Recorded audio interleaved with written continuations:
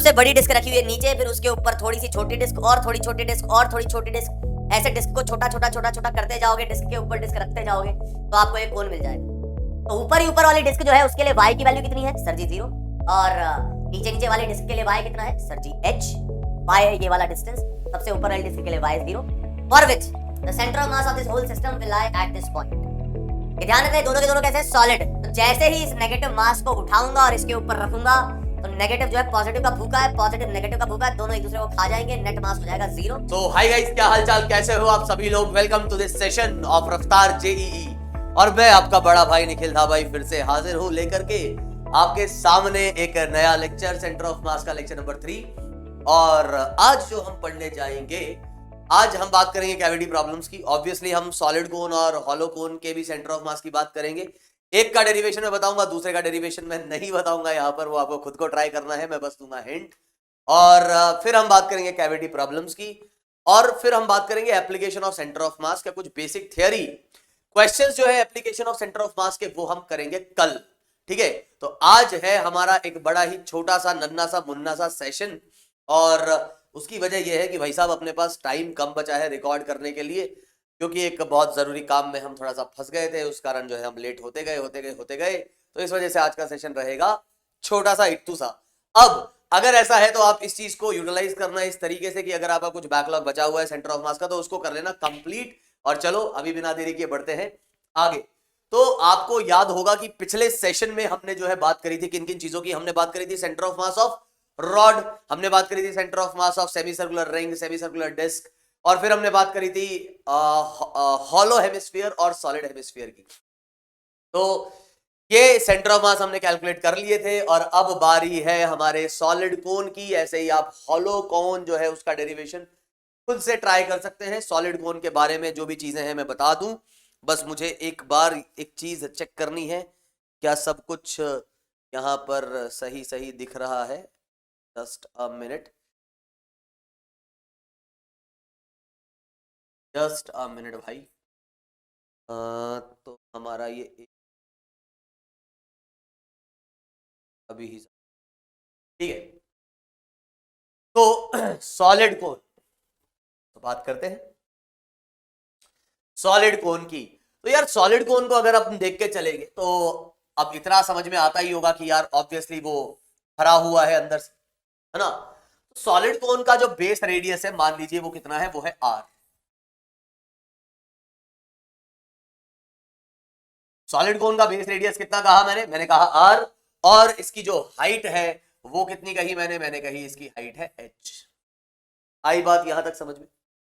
और इसका जो मास है वो मैं कह देता हूं वो है m। तो अब ये सॉलिड कोन किन किन चीजों से मिलके बना है, तो भाई मैं अगर इसमें स्लाइस काटने लगूंगा तो ऐसा लगेगा कि डिस्क है, और सबसे बड़ी डिस्क रखी हुई है नीचे, फिर उसके ऊपर थोड़ी सी छोटी डिस्क और थोड़ी छोटी डिस्क और थोड़ी छोटी डिस्क, ऐसे डिस्क को छोटा छोटा छोटा छोटा करते जाओगे, डिस्क के ऊपर डिस्क रखते जाओगे तो आपको एक कोन मिल जाएगा। सबसे टॉप पे जो डिस्क आ रही होगी वो होगी एकदम 0 रेडियस की डिस्क, ऑलमोस्ट 0। तो जैसा कि आपको समझ में आ रहा होगा, इसको अगर मैं करता हूं कुछ ऐसे कट तो हमको यहां पे दर्शन होंगे किस चीज के, एक डिस्क के। आई ये बात समझ में। अब अगर इस डिस्क की बात की जाए तो मैंने कहा यार इसको मैं ओरिजिन मान लेता हूं, या y इक्वल्स टू 0 कह देता हूं। ये अपना क्या है, इसको मैंने कह दिया ओरिजिन। और अगर मैं यहां से बात करूं कि भाई ये लाइन ऑफ सिमेट्री आ गई अपनी, ये लाइन ऑफ सिमेट्री आ गई, तो इसका मतलब ये है कि सेंटर ऑफ मास जो आएगा वो अपने पास 0 ही आएगा, xcm उसका कोऑर्डिनेट, ycm जो है मुझे निकालना होगा। मैं ये वाली डायरेक्शन जो है उसको पॉजिटिव मान लेता हूं और इस कोऑर्डिनेट को कह देता हूं y। नीचे जो है उसको मैंने मान लिया, नीचे वाली डायरेक्शन को पॉजिटिव। तो इस डिस्क की जो थिकनेस है वो थिकनेस कितनी है, वो है dy। डिस्क की थिकनेस कितनी है, वो है dy। तो अभी बात करें हम इस डिस्क के मास की, तो तुम बोलोगे सर जी वो तो होगा dm।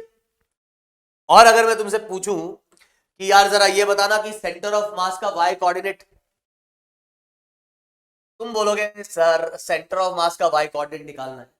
तो एकदम चंदू सा इसका फॉर्मूला है, जो है अपना कितना, यार एक टूटा हुआ चश्मा न जाने मैं अपना चश्मा कब ठीक कराऊंगा। मैं इतना आलसी आदमी हूं, चश्मा तक ठीक कराने का लिए मेरे पास समय नहीं है, है ना सर। दोनों से कॉन्ट्रडिक्शन लग रहे हैं, आलसी हो और समय नहीं है। मतलब आदमी के पास समय नहीं है तो फिर वो बिजी रहता है ना। आलसी मतलब ऐसे कामों में आलसी हूं, है ना, ऑब्वियसली बाकी कामों के लिए नहीं, है ना। तो हम थोड़े से सेलेक्टिव आलसी है, सेलेक्टिव आलसी। खैर, तो बात हम करें, पता है एक बच्चे ने तो मेरे को अभी कमेंट भेजा, बोले सर चश्मा ठीक करा लो, पैसे मैं भेजता हूं। मैंने कहा भाई करा लूंगा यार, मतलब अब ऐसे दिन भी नहीं आए कि भाई चश्मा दूसरों के पैसों से ठीक कराना पड़े।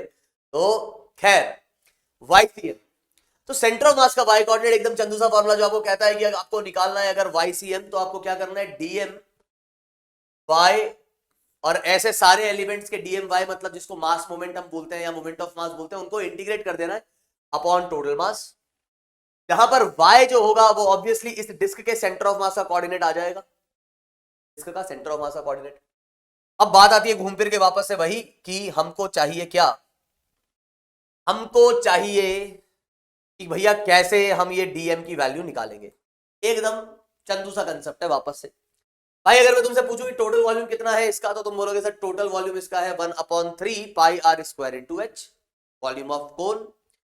क्योंकि ये सॉलिड है तो सारा मास जो है पूरे वॉल्यूम में भरा हुआ है। तो अगर मैं तुमसे यहाँ पे मास डेंसिटी पूछूं तो तुम बोलोगे सर टोटल मास अपॉन 1/3 पाई r square into capital H। अब बात एकदम ठीक है। तो मैंने पूछा यार DM के बारे में बताओ, तुम कहोगे सर DM जो है वो देखने में डिस्क जैसा है जिसकी मोटाई जो है वो कितनी है, dy, और रेडियस। तो यार ऐसा करते हैं ना, ये रेडियस को कैपिटल R ले लेते हैं, बताओ क्यों, इसको मैं R लेने वाला हूं तो इसको कैपिटल R ले लेते हैं। तो हम यहां पर भी चेंज कर देते हैं क्योंकि यार वो स्मॉल r थोड़ा सा अजीब सा लगेगा। वैसे उसको मैं x भी ले सकता था, उसमें ऐसी कोई बात नहीं है। तो मैंने कह दिया डिस्क की रेडियस है स्मॉल r और इसकी थिकनेस है dy। तो मैंने तुमसे पूछा यार इसका वॉल्यूम कितना होगा, तो तुम कहोगे डिस्क एक तरीके से कह दो सर ये छोटा सिलेंडर है तो इसका जो बेस एरिया है वो है पाई r स्क्वायर और इसकी हाइट है dy।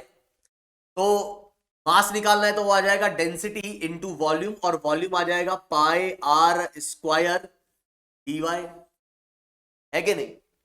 और रो की वैल्यू रख देते तो रो आ जाएगा अपने पास कितना, m/1/3 पाई r स्क्वायर h, और ये आ जाएगा पाई r स्क्वायर dy। पाई से पाई कैंसिल, तो हमारे पास जो मामला हमें यहां तक दिख रहा है वो हमें चीख चीख के कह रहा है क्या, ये आ जाएगा 3m r square h small r square और ये dy। ये अपने पास आ जाएगी DM की वैल्यू। अब तुम कहोगे क्या, तुम कहोगे सर क्या करें इस DM का, कुछ नहीं यार वहां रखना है और बस अब सॉल्व कर देना। चलो तो करते हैं सॉल्व। तो DM की वैल्यू मैंने रखी यार, ये 3m r स्क्वायर dy, एक y ऑलरेडी है यहां पर, upon r square h upon m। अब तुम बोलोगे सर जी कॉमन नॉमन निकालो, जो भी कांस्टेंट है तो बिल्कुल निकाल लेते हैं। तो यहाँ पर 3 कॉमन, सॉरी कांस्टेंट है बाहर आ जाएगा, कॉमन नहीं कांस्टेंट है बाहर आ जाएगा, m कांस्टेंट है बाहर आ जाएगा, r और y दोनों चेंज होंगे जैसे जैसे डिस्क तुम ऊपर से नीचे आ रहे हो तो r भी बढ़ रहा है और y भी बढ़ रहा है मेरे भाई। तो यहाँ पे r और y दोनों वेरिएबल हैं, और इधर से जो है ये आ रहा है r स्क्वायर, ये आ रहा है h और ये आ रहा है m। अंदर जो चीज बच रही है वो आ रही है r square small y dy। इतनी बात मेरे हिसाब से सभी को समझ में आ रही होगी। अब मैंने कहा कि ये जो हमारी डिस्कवा है, इस डिस्कवा कहां से कहां तक ये लाई कर रही है, तुम कहोगे सर ऊपर से लेकर नीचे तक, है कि नहीं। तो ऊपर ही ऊपर वाली डिस्क जो है उसके लिए y की वैल्यू कितनी है सर जी 0, और नीचे नीचे वाली डिस्क के लिए y कितना है सर जी h, y है ये वाला डिस्टेंस, सबसे ऊपर वाली डिस्क के लिए y 0 और नीचे वाली डिस्क के लिए ऊपर से मेजर कर रहे हैं ना तो कोऑर्डिनेट आ जाएगा h। सर -h क्यों नहीं ले रहे, अरे मैंने नीचे वाले डायरेक्शन पॉजिटिव ले ली। ऐसा कर सकते हैं क्या सर, अरे क्यों नहीं कर सकते मेरे भाई, बिल्कुल कर सकते हैं। तो यहां पर हम कहेंगे कि भाई y की लिमिट जो है वो आ जाएगी 0 से h। अब तुम बोलोगे अरे वो अंग्रेज, मैंने कहा भाई क्या, बोले अंग्रेज इधर देखो जरा, यहां पर r और y दो वेरिएबल हैं, आपने लिमिट लगा दी है y की, तो r को भी इन टर्म्स ऑफ y लिखना पड़ेगा। मैंने कहा बात एकदम सही है, r को भी इन टर्म्स ऑफ y लिखना पड़ेगा, तो कोई दिक्कत नहीं। मैंने कहा देखो जरा, मैंने बोला दिखाओ, मैंने कहा दिख रहा है ये खूनी ट्राइंगल, तुम बोलोगे हाँ, और ये वाला ट्राइंगल, बोले हाँ, क्या ये दोनों सिमिलर ट्राइंगल है सर, हाँ है ना, है तो क्या इनके साइड्स का रेशियो जो है वो इक्वल होगा? बिल्कुल होगा, ऑब्वियसली होगा। किसने मना किया? हमने कभी मना नहीं किया, होगा। अब अगर साइड्स का रेशियो इक्वल है तो इसको भी यहां पे टिका देते हैं। क्या बोलेंगे हम कहेंगे कि R by capital R, R by capital R base का ratio is equals to perpendicular का ratio, that is Y by capital H। So यहां से आपको दिख रहा है कि R की जो वैल्यू आ जा रही है वो आ रही है capital R by H into y. Again उठा के धोबी पछाड़ लगाई जाएगी यहां पर R की वैल्यू की, और हमें जो कट रहा है वो काटा जाएगा, तो हमारे पास आ जाएगा 3R स्क्वायर H। हम इसको सफेदी की चमकार से ही लिखे तो ज्यादा बेहतर है ना। तो ये आ जाएगा 3R स्क्वायर और ये आ जाएगा H। अब मैंने कहा कि यार R की वैल्यू जो है वो रखी दी है यहाँ पे, तुम कहोगे हाँ बिल्कुल रखी है, लेकिन उसका स्क्वायर है साहब। तो स्क्वायर है तो ये आ जाएगा कैपिटल R स्क्वायर, ये आ जाएगा आपके पास H स्क्वायर, और y का भी स्क्वायर, एक y ऑलरेडी है तो ये आ जाएगा y क्यूब। हंसी हो गई यार। y की वैल्यू आ जाएगी कहां से कहां तक? 0 से लेकर कैपिटल H तक। और अब हम करेंगे इसको इंटीग्रेट वा। तो इंटीग्रेट करने से पहले क्या आपको ये बात समझ में आती है क्या? जो कांस्टेंट है वो उसको बाहर ले लिया जाए एक बार। ये 3R square H, R square जो कांस्टेंट था वो ले लिया हमने बाहर, H स्क्वायर था वो भी हमने ले लिया बाहर, और अंदर जो बचा वो क्या बचा? वो बचा भैया y क्यूब। और y क्यूब का इंटीग्रेशन कितना होता है? वो होता है y की पावर 4/4। पक्की बात है ना। तो y की पावर 4/4, और लिमिट कहां से कहां तक थी? 0 से h तक। तो जो कटा वो काट दिया, और ये आ गया 3/h क्यूब। और यहां से एक बार h रखेंगे, एक बार 0 रखेंगे, तो ये आ जाएगा 3h/4। That is the value of y coordinate of centre of मास। तो एपेक्स जो है उसका, इसको क्या बोलते हैं? एपेक्स बोलते हैं ना। तो एपेक्स से कितने डिस्टेंस पे आएगा सेंटर ऑफ मास? वो कहीं यहां आएगा।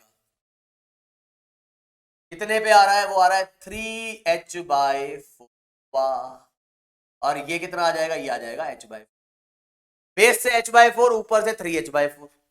ठीक है, तो ये तो हो गया तुम्हारा डेरिवेशन सॉलिड कोन का। काफी डेरिवेशन हमने देख लिए, और इसके अलावा एक डेरिवेशन और है अपना हॉलो कोन। ये जो अपना हॉलो कोन है, इसका डेरिवेशन तुम्हें बड़े हौले हौले करना है घर पे आराम से बैठ के क्लास के बाद। हॉलो कोन का डेरिवेशन हौले हौले करना, जल्दबाजी मत करना, आराम से समझते हुए रिजल्ट तक पहुंचना। फिर भी नहीं हो तो सॉल्यूशन देखना, कहीं ना कहीं जरूर मिल जाएगा। ठीक है, और फिर भी नहीं हो तो फिर से एक बार ट्राई करना, फिर से सॉल्यूशन देखना, आ जाएगी बात समझ में। थोड़ा सा हिंट मैं यहां पर वापस से देना चाहूंगा, और वो हिंट ये है मेरे भाई, आपका जो ये हॉलो कोन होता है, क्या होता है? हॉलो कोन जो होता है, ये हॉलो कोन, इसमें मास जो है सिर्फ आउटर सरफेस पे, अंदर से तो खोखला है। वो बर्थडे वाली कैप है ये। आप जब इसको काटोगे ये आपको देगा रिंग। ठीक है, वो बर्थडे कैप को ये काटा तो आपको मिली रिंग। ये असली जगह मत चल के काट देना, पता लगे रिंग की जगह चाटे और लाते वाते मिल जाए, है ना। बर्थडे कैप काट दो तो ये मिलेगी आपको एक रिंग। और इसका जो मास है वो कहां डिस्ट्रीब्यूटेड है भाई? इसका जो मास है वो डिस्ट्रीब्यूट हो रखा है ओनली ऑन दिस सरफेस। अब आपको थोड़ा सा यहां समझना होगा कि इस बार आपका जो ये, इसको तो आप y कह देंगे, लेकिन मान लीजिए ये एंगल आपका थीटा है। थोड़ा सा आप समझना, इस डेरिवेशन में ये जो आपका ये रिंग जो बन रहा है वो कुछ ऐसा रिंग बन रहा है, बन रही है। भाई साहब मेरी हिंदी के भी पर कच्चे उड़ गए। रिंग कुछ ऐसी बन रही है, और इस रिंग की बात अगर हम करते हैं तो आपको ये समझना होगा, ये जो ट्राइंगल बनता हुआ दिख रहा है इधर, ये ट्राइंगल जे वाला और जे, KLMNO। पागल हो गया सर, कैसी बात? ये है, शक्ल से तो वैसे लग ही रहूंगा ना। बताओ, बाल कटाने तक का टाइम नहीं है। बाल ऐसे उमड़ घुमड़ के, वो नहीं माला माल वीकली में राजपाल यादव के जैसे वो बाजे जैसे हेयर स्टाइल हो गई एकदम, है ना। बिल्कुल एकदम बाजे वाली हेयर स्टाइल हो गई। मालावाल मूवी तो वो नहीं था राजपाल यादव। खैर, तो हम इधर आते हैं, तो हम क्या कह रहे हैं इधर, ये है अपना dy, ये है अपना dx और ये है अपना ds। थोड़ा सा ध्यान ये रखिएगा कि जब आप इस रिंग को काटेंगे, तो रिंग को काटने पर आपको जो ये स्ट्रिप मिलेगी, समझ रहे हो ना इस बात को, ये जो स्ट्रिप मिलेगी, इस स्ट्रिप की जो मोटाई है ना वो dy नहीं होगी, वो ds होगी। भाई इस पट्टी, इसको काटोगे तो ये पट्टी जो मिली तुम्हें, स्ट्रिप जो मिली, उसकी चौड़ाई क्या है, उसकी चौड़ाई ये स्लांट वाला सेपरेशन है, ना कि dy। dy मत कह देना इसे। बाकी हाँ, अगर इसको मैं x कहता हूं, ये आपके पास 2 पाई x आ जाएगा। बोलोगे सर r क्यों नहीं बोल रहे, अरे r बोल दो यार, उससे कोई फर्क। तो मैंने इसको dx ले लिया, इसको मैंने dx ले लिया इस वाले लेंथ को, इसलिए इसको मैं x कह देता हूं। बस इतनी सी बात है। बाकी अगर ये r लेता तो ये dr। थोड़ा सा ये ध्यान रखना, तो इसका एरिया जो आएगा, वो एरिया मतलब dm लिखते वक्त dm लिखते वक्त हम सिग्मा इंटू 2 पाई x और ds ये लिखेंगे, सिग्मा इंटू एरिया। बाकी बात मैं नहीं बताऊंगा, बाकी अब तुम खुद से ट्राई करना एक बार, देखना कैसे कैसे क्या क्या चीजें आती हैं। बस याद ये रखना है कि यहां कितना आ रहा था, बेस से h/4, बेस से h/4, तो यहां कितना आता है, यहां आता है h/3 बेस से। कौन, centre of mass, obviously symmetric तो रहेगा ही। तो ये जो है हमने कुल मिला के क्या निकाल लिए, कुल मिला के हमने सारे के सारे जो है सेंटर ऑफ मास के रिजल्ट्स याद रख लिए। एक सवाल कर लेते हैं, है ना, थोड़ी भूख भूख लगी होगी, तो भूख लगी तो सवाल कर लेते हैं। ऐसे मतलब वही चिंदी पुंदी सा सवाल ले लेते हैं। सवाल क्या कह रहा है भैया कि हमको एक आइसक्रीम कोन टाइप की स्ट्रक्चर दी गई है, ठीक है, लेकिन आजकल क्योंकि दुनिया में बड़ा घपला चलता है, तो ये हॉलो कोन है और हॉलो आइसक्रीम है। जनरली कोन में आइसक्रीम भरी होती है, ऊपर एक स्फीयर टाइप का सभी आपको दिखता है। यहां आपको क्या बताया गया है, यहां आपको बताया गया कि भाई साहब ये जो आपका आइसक्रीम है, कैसा आइसक्रीम है भाई साहब, ये एकदम मतलब आज के जमाने का मतलब घपलों से भरा हुआ आइसक्रीम है, हॉलो है, पूरा हॉलो, ठीक है, ये भी हॉलो और ये भी हॉलो। सर का रैपर ही पकड़ा दिया कि अंदर कुछ नहीं है ना। तो यहां पर ये हॉलो है, ये भी हॉलो है, और मास डेंसिटी जो है वो आपको दी गई है कि भाई साहब वो सही मतलब क्या कहते हैं, सेम है दोनों की। इस सरफेस की भी मास डेंसिटी, हॉलो हेमिस्फीयर है, मास डेंसिटी इसकी सेम है, ये सिग्मा है आपके पास, तो ये भी सिग्मा है, हॉलो कोन। अब आपसे पूछा है कि भाई साहब बता दो सेंटर ऑफ मास कहां आएगा, तो यार इतनी बात तो क्लियर है कि सेंटर ऑफ मास आएगा तो इसी लाइन पे, सिमेट्री तो इसी लाइन के अबाउट आ रही है। तो कहीं पे क्या करना पड़ेगा, अपने को मानना पड़ेगा ओरिजिन। दो साहब कहीं पे ले लिया हमने ओरिजिन।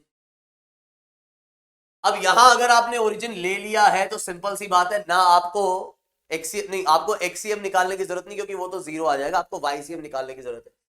इस चीज को आप कुछ ऐसा देख सकते हो, अगर ये आपका ओरिजिन है, अच्छा और क्या क्या दिया है वो तो मैंने बताया ही नहीं यार, क्या अंग्रेज आदमी, ये आर और ये एच,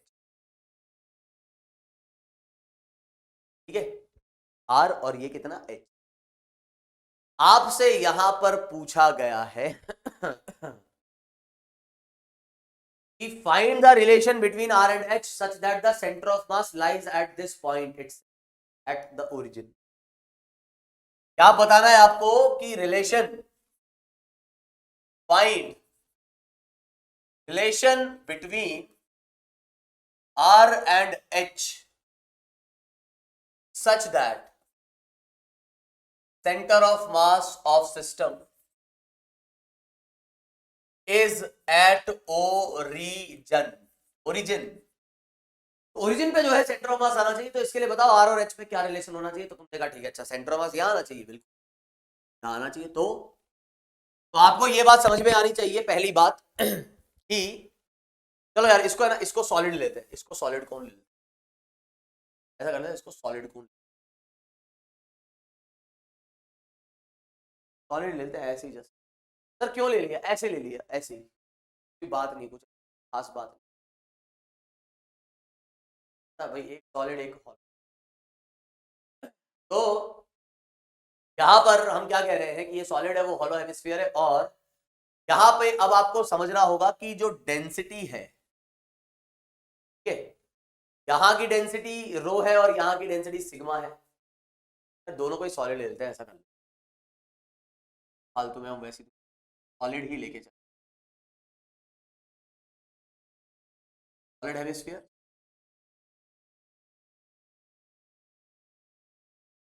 क्या करेंगे हम ये करेंगे कि भाई इसका मास निकाल लेंगे और इसका भी मास निकाल लेंगे। तो मास डेंसिटी भी आपको रो करके लिखनी होगी, तो ये रो और ये रो, ये दी गई है कि मास डेंसिटी सेम है दोनों।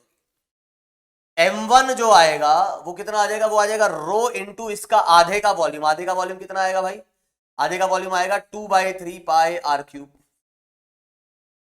m2 जो आ जाएगा आपके पास, वो आ जाएगा इसका वॉल्यूम, वो कितना आ जाएगा, rho into 1/3 pi are square into H. इसका जो सेंटर ऑफ मास आएगा y1, वो कितना आ जाएगा, ऊपर वाले का। अब ऐसे में बोला सर इसके अंदर आइसक्रीम भरेगा, आइसक्रीम ऊपर ऊपर है, अंदर सेम मटेरियल है ना, तो बाहर का लेयर है वही पूरा का पूरा, अंदर वही कोन है। तो y1 आपके पास क्या आ रहा है, y1 जो आएगा वो हम जानते हैं सॉलिड हेमिस्फीयर के लिए आता है 3r/8, और सॉलिड कोन के लिए अभी अभी हमने निकाला है, जस्ट थोड़ी सी देर पहले हमने बात करी है। एपेक्स से 3h/4 और नीचे बेस से कितना आ जाएगा, h/4। तो y2 जो आ जाएगा वो आ जाएगा माइनस का h/4। ये ओरिजिन, इसका सेंटर मास ऊपर है इसलिए पॉजिटिव, और इसका सेंटर मास कहीं नीचे है इसलिए नेगेटिव।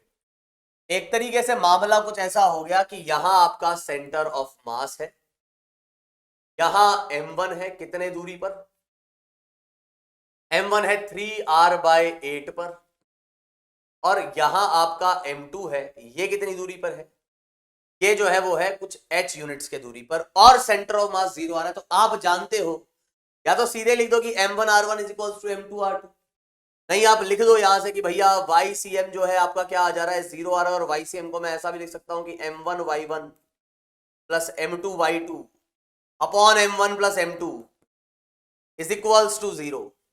ये पूरा मामला तो उधर जाके 0 हो जाएगा, और इधर से मेरे को क्या मिल जाएगा कि m1y1 is equals to minus का m2y2, और m1y1 की अगर मैं बात करूंगा तो m1 कितना है भाई, m1 है अपने पास, अगली स्लाइड ले लेंगे,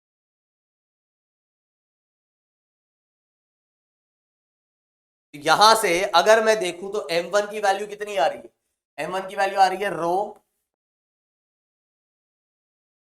2/3 पाई आर क्यूब। y1 कितना आ रहा है 3r/8, m2 कितना आ रहा है माइनस का, m2 कितना आ रहा है रो 1/3 pi are square into H, और y2 कितना आ रहा है माइनस का r/4। उम्मीद है इतनी बात समझ में आई होगी। अब जो है जो कट रहा है वो काटो, तो रो से रो गया, फिर ऐसे ही 2 π/3 से π/3 गया, और ऐसे ही अगर आप देखोगे तो r³ से r³ गया। आपके पास अब जो चीज बच रही है वो क्या बच रही है भाई, ये 2 से अपना ये गया 4 टाइम्स, ये आ जाएगा अपने पास 3r/4 is equals to h/4। ये 4 से 4 गया, तो h की वैल्यू कितनी आएगी 3r। This should be the relation for which the centre of mass of this whole system will lie at this point. ये ध्यान रखना है, दोनों के दोनों कैसे हैं, सॉलिड, ये दोनों सॉलिड है। अच्छा सर हॉलो आपने क्यों नहीं लिया, ऐसे ही नहीं लिया यार, बाकी सर होता तो क्या करते, कुछ नहीं, हॉलो को लिखते तो तुम रो m1 की वैल्यू क्या लिखते हैं, sigma into 2 pi are square, m2 कितना लिखते हैं ऐसे ही सिग्मा इंटू ये सरफेस एरिया, ठीक है। ऐसे ही आप यहां पर y1 और y2, तो हॉलो का जो सेंटर ऑफ मास है वो आता है r/2 पे, और ये जो आता है इसका ये आता है नीचे की तरफ कितना हॉलोकोन के लिए h/3, माइनस का h/3 आ जाता, तो ये r/2, ये माइनस का h/3, सिग्मा से हम m1 m2 निकाल लेते, और यही तरीका लगाते हैं m1 और m2 और y1 और y2 की वैल्यू डाल के आपको वापस से रिलेशन मिल ही जाता। इस तरीके से आप यहां पर इन चीजों को सॉल्व कर सकते हैं। आई बात समझ में? अब हम बात करने जा रहे हैं कैविटी प्रॉब्लम्स की। ठीक है, आज का जो मेन टॉपिक है उसके ऊपर हम आते हैं और हम बात करने जा रहे हैं किसकी? कैविटी प्रॉब्लम्स की। इसको हम एक ही सवाल इसका देखेंगे और बात समझ में आ जाएगी तुमको कि क्या हो रहा है और क्या नहीं हो रहा है। बहुत ही आसान है, कुछ खास नहीं है, एकदम आसान है, एकदम आसान। ठीक है, देखते हैं, करते हैं बात कैसे, क्या मैं कह रहा हूं। तो मैंने कहा कि मान लीजिए आपके पास एक डिस्क है, तो सीधे एक एग्जांपल से समझते हैं। ऐसा कुछ नहीं कि सर आप एक ही तरीका बता रहे हो, और तरीका तो आपने बताया ही नहीं सर, ऐसे कैसे काम चलेगा, सर बताओ कुछ और भी बताओ, इसमें कुछ तड़कता भड़कती कोई चीज बताओ। अरे ऐसा कुछ नहीं है, एक ही कंसेप्ट है, उसी से तुम्हारे हर सवाल बन जाएंगे कैविटी के। ठीक है, बात कर लेते। बाकी अप्रोच अलग अलग टाइप की भी हो सकती है, बाकी ये जो अप्रोच बता रहा हूं वो तो हमेशा ही वैलिड होगी। बात कुछ ऐसी है कि मान लो आपके पास है एक डिस्क और उस डिस्क में है कैविटी।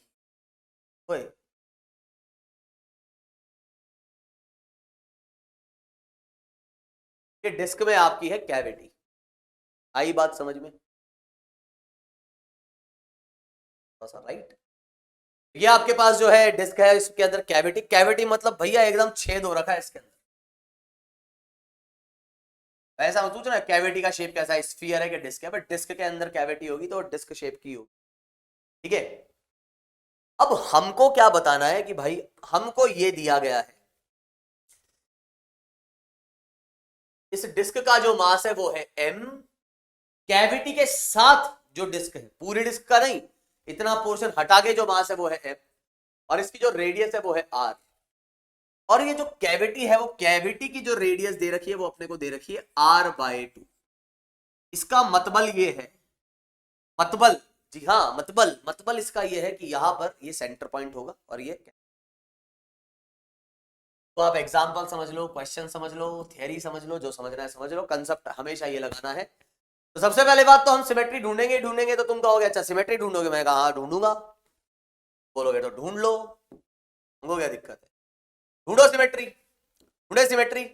सिमेट्री अगर मैंने तुमसे पूछी कि भाई कहां पे दिख रही है, तो तुम कहोगे इसमें ढूंढने क्या जरूरत है, एकदम साक्षात हमको सिमेट्री वाली लाइन जो है दर्शन दे रही है, ये रही देखो, ये लाइन इसको इक्वली डिवाइड कर रही है, तो जी हाँ सेंटर ऑफ मास इसी पे लाई करेगा।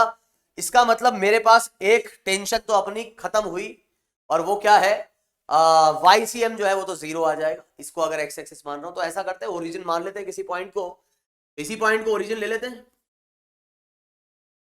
अब मुझे निकालना है सिर्फ और सिर्फ XCM। कंसेप्ट ये कहता है, वैसे हमारे कोर्स के अकॉर्डिंग हम मास हमेशा पॉजिटिव लेके चलेंगे, हम नेगेटिव मास या एंटी जो मतलब मैटर होता है उसकी हम बात नहीं कर रहे हैं, है ना, इतने हाई फाई कंसेप्ट हम नहीं पढ़ रहे हैं। मास हमारे हिसाब से हमारे लेवल पे हम पॉजिटिव ही मान के चलेंगे, और बस यहां पर एक तरीके से हम एक थियोरेटिकल या हाइपोथेटिकल कंसेप्ट हम कंसिडर करके चल रहे हैं। नेगेटिव मास जो है उसको एक कंसेप्ट बना के हम देख रहे हैं, है ना। अभी अब हमारे लेवल पे हम बोलेंगे नेगेटिव मास जैसा कुछ नहीं होता 11th-12th के लेवल पे। बाकी यहां जस्ट ये एक अप्रोच है इसको सॉल्व करने की। तो हम क्या कहेंगे, हम कहेंगे कि देखो भाई, यहां पर अब आपके पास सफेद, यहां आपके पास ये बन गया कि एकदम इक्वल सा इक्वल,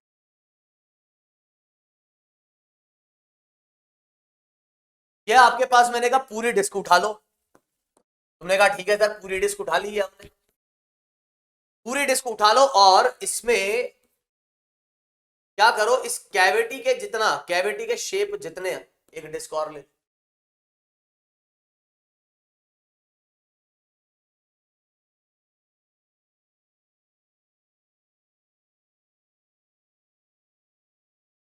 कैविटी के शेप जितनी डिस्क और ले लो, लेकिन ये जो डिस्क है वो हम लेंगे कैसी, नेगेटिव मास। ये डिस्क मैंने ले ली नेगेटिव, ठीक है। तुम्हें पता होना चाहिए मास जो भी दिया उससे मेरे को कोई लेना देना, मतलब कुछ लेना देना नहीं है इस मास से मेरे को। क्यों कि आप जानते हो यार मतलब ये मास रिजल्ट में एम तो आएगा ही नहीं, रिजल्ट में तो सिर्फ आर बार दिखेगा। तो बस ये ध्यान रखो इस डिस्क का जो रेडियस है वो आर बाकी सारी कहानी कोई मतलब। तो हम ये कहेंगे कि भाई ये बड़ी डिस्क अगर मैं लेता हूं पॉजिटिव मास की, पॉजिटिव इसकी मास डेंसिटी है और इसकी मास डेंसिटी है नेगेटिव, तो जैसे ही इस नेगेटिव मास को उठाऊंगा और इसके ऊपर रखूंगा तो नेगेटिव जो है पॉजिटिव का भूखा है, पॉजिटिव नेगेटिव का भूखा है, दोनों एक दूसरे को खा जाएंगे, नेट मास हो जाएगा जीरो। मास वहां पे जीरो हो जाएगा तो वहां क्रिएट हो जाएगी कैविटी। क्या ये समझ में आई बात? मतलब आप ये कह सकते हो कि ये वाली चीज इन दोनों से मिलके बनी है, इतना पॉजिटिव मास और इतना नेगेटिव मास, इसको उठा के यहां पटको, मतलब ऑब्वियसली इसकी रेडियस जो है आपके पास r/2 है। क्लियर? तो अब हम क्या करेंगे, अब हम पहले तो m1 की वैल्यू रखेंगे। तो m1 कितना आ जाएगा, वो आ जाएगा सिग्मा पाई r स्क्वायर, क्योंकि एक डिस्क है तो इस तरीके से आप m1 निकाल लो। अगर आपके पास ये 3 डायमेंशनल होता तो डेंसिटी इंटू वॉल्यूम लिख देता। और इसका सेंटर ऑफ मास कहां आएगा, तो आप एक तरीके से अब करना क्या है कि इन दोनों का, ये दोनों से मिलके ये बना है, तो इन दोनों का मिला के जहां सेंटर ऑफ मास आएगा वही सेंटर ऑफ मास इसका आएगा। तो m1 इसका सेंटर ऑफ मास, तो x1 कितना आ जाएगा इसके लिए 0। m2 की जब मैं बात करूंगा तो ये ध्यान रखना ये नेगेटिव सिग्मा हमने लिया है, मास कैसा लेंगे हम नेगेटिव, तो minus sigma into pi r square by 4। ऐसे मत बोल रहे माइनस क्यों लिया, अरे वही तो समझा रहा हूं भाई, कैविटी क्रिएट करना है तो पॉजिटिव और नेगेटिव दोनों मिलके एक दूसरे को खल्लास कर देंगे, खल्लास। और यहां से x2 जो आएगा, तो x2 कितना आएगा, आप इस बात को समझे, ओरिजिन हमने यहां लिया है तो जो कैविटी में रखूंगा उसका सेंटर ऑफ मास, कैविटी का सेंटर ऑफ मास यहां आ रहा है, तो कैविटी में ही तो फिट किया है वो हमने एक तरीके से, तो उसका सेंटर ऑफ मास कहां आ रहा है यहां। तो ओरिजिन से कितनी दूरी पर है ये r/2, जो कि आपका आएगा पॉजिटिव। कैसा आएगा, पॉजिटिव। आई बात समझ में? अब और सुनो कहानी। अब हमको कहना है कि भाई इसका सेंटर ऑफ मास कहां आएगा, तो बस कुछ नहीं, हमारे पास एक फार्मूला है, वो फार्मूला हम लगा देंगे। और फार्मूला हमको चीख चीख के कहता है कि भैया हमारा फार्मूला है वो है ये m1 x1 m2 x2 upon m1 plus m2। और अब मैंने तुमसे कहा कि m1 की वैल्यू तो तुम बोलोगे sir sigma into pi r square into 0 minus का सिग्मा इंटू पाई r/2 का square, and x2 is what it is r/2 upon total mass. Total mass is plus का सिग्मा पाई r स्क्वायर, और m2 भैया negative ही आएगा, जी हाँ बिल्कुल ये negative ही आएगा। जो कट रहा है वो हम काट देंगे, ये तो खैर 0 हो गया ना मेरे भाई, ये कट गया। अब कट कुटा के जो चीजें आई, कट के और कुट के चीजें आई, वो कितनी आई, वो आई r/8 अपॉन यहां कितना आ रहा है 1 माइनस 1/4, यह आ रहा है 1 माइनस 1/4, तो 1 माइनस 1/4 आपका आ जाएगा 3/4। यहां से आप इसको काटो फिर से, तो ये आएगा 2 और रिजल्ट आएगा आपका माइनस का r/6। तो ये आ जाएगा आपका XCM की वैल्यू, XCM की वैल्यू। भाई कौन है, कौन परेशान, ये आएगी आपके पास किसकी वैल्यू, XCM की वैल्यू, ठीक है। जस्ट ये आ जाएगी आपके पास XCM की वैल्यू माइनस का r/6। तो माइनस का r/6 आना चाहिए था, क्या आना चाहिए था यार, क्योंकि हैवियर पार्ट सिस्टम का इधर है तो ओरिजिन के इस तरफ आएगा, ये कहीं यहां पे आएगा इसका सेंटर ऑफ मास r/6। तो माइनस आपको ये बता रहा है इधर, ठीक है ना, माइनस आपको ये बता रहा है,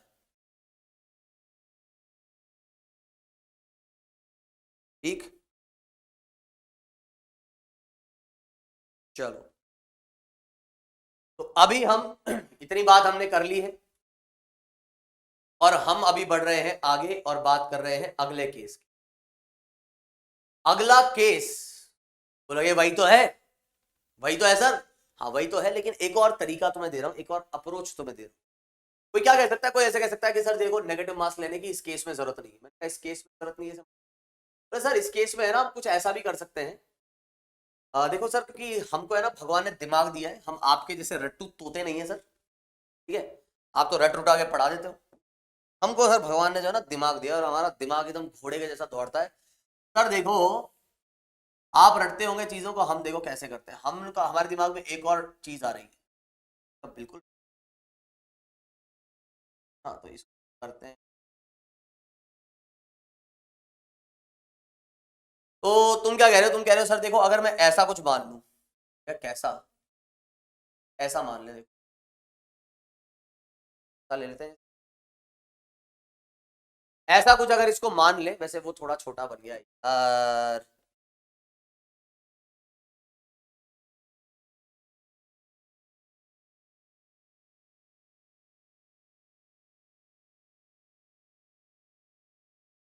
अब समझ लो, समझ जाओ इतना है ना। तुम कहोगे सर देखो, अब देखो इसको, मैंने कहा हाँ भाई देखते हैं, बिल्कुल देखते हैं। तो सर अब देखो, मैंने कहा अरे हाँ दिख तो रहा है कुछ। तो सर मैं क्या कह रहा हूं ना सर, हम ऐसा करेंगे कि इसमें हमें क्या ऐड करना है, हमें इसमें जो है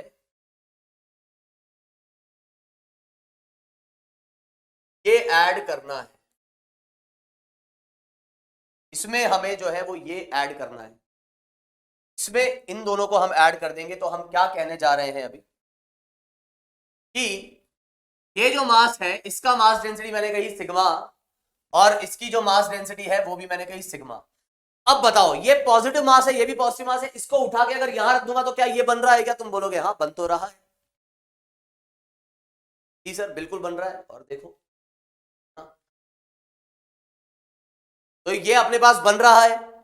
अब अगर हम यहां से देखें तो m1 जो आएगा वो कितना आएगा, वो आएगा सिग्मा, कि पॉजिटिव मास है, पॉजिटिव को उठा के जैसे ही यहां रखोगे तो ये बन जाएगा। अब मैं क्या कह रहा हूं कि m1 की जो वैल्यू आएगी वो आएगी sigma pi are square minus का, ये दोनों एरिया हटा दो, तो pi are square by 4 into 2, ये हट जाएगा, और यहां से जो अपने पास आ जाएगा वो आ जाएगा sigma pi are square by 2,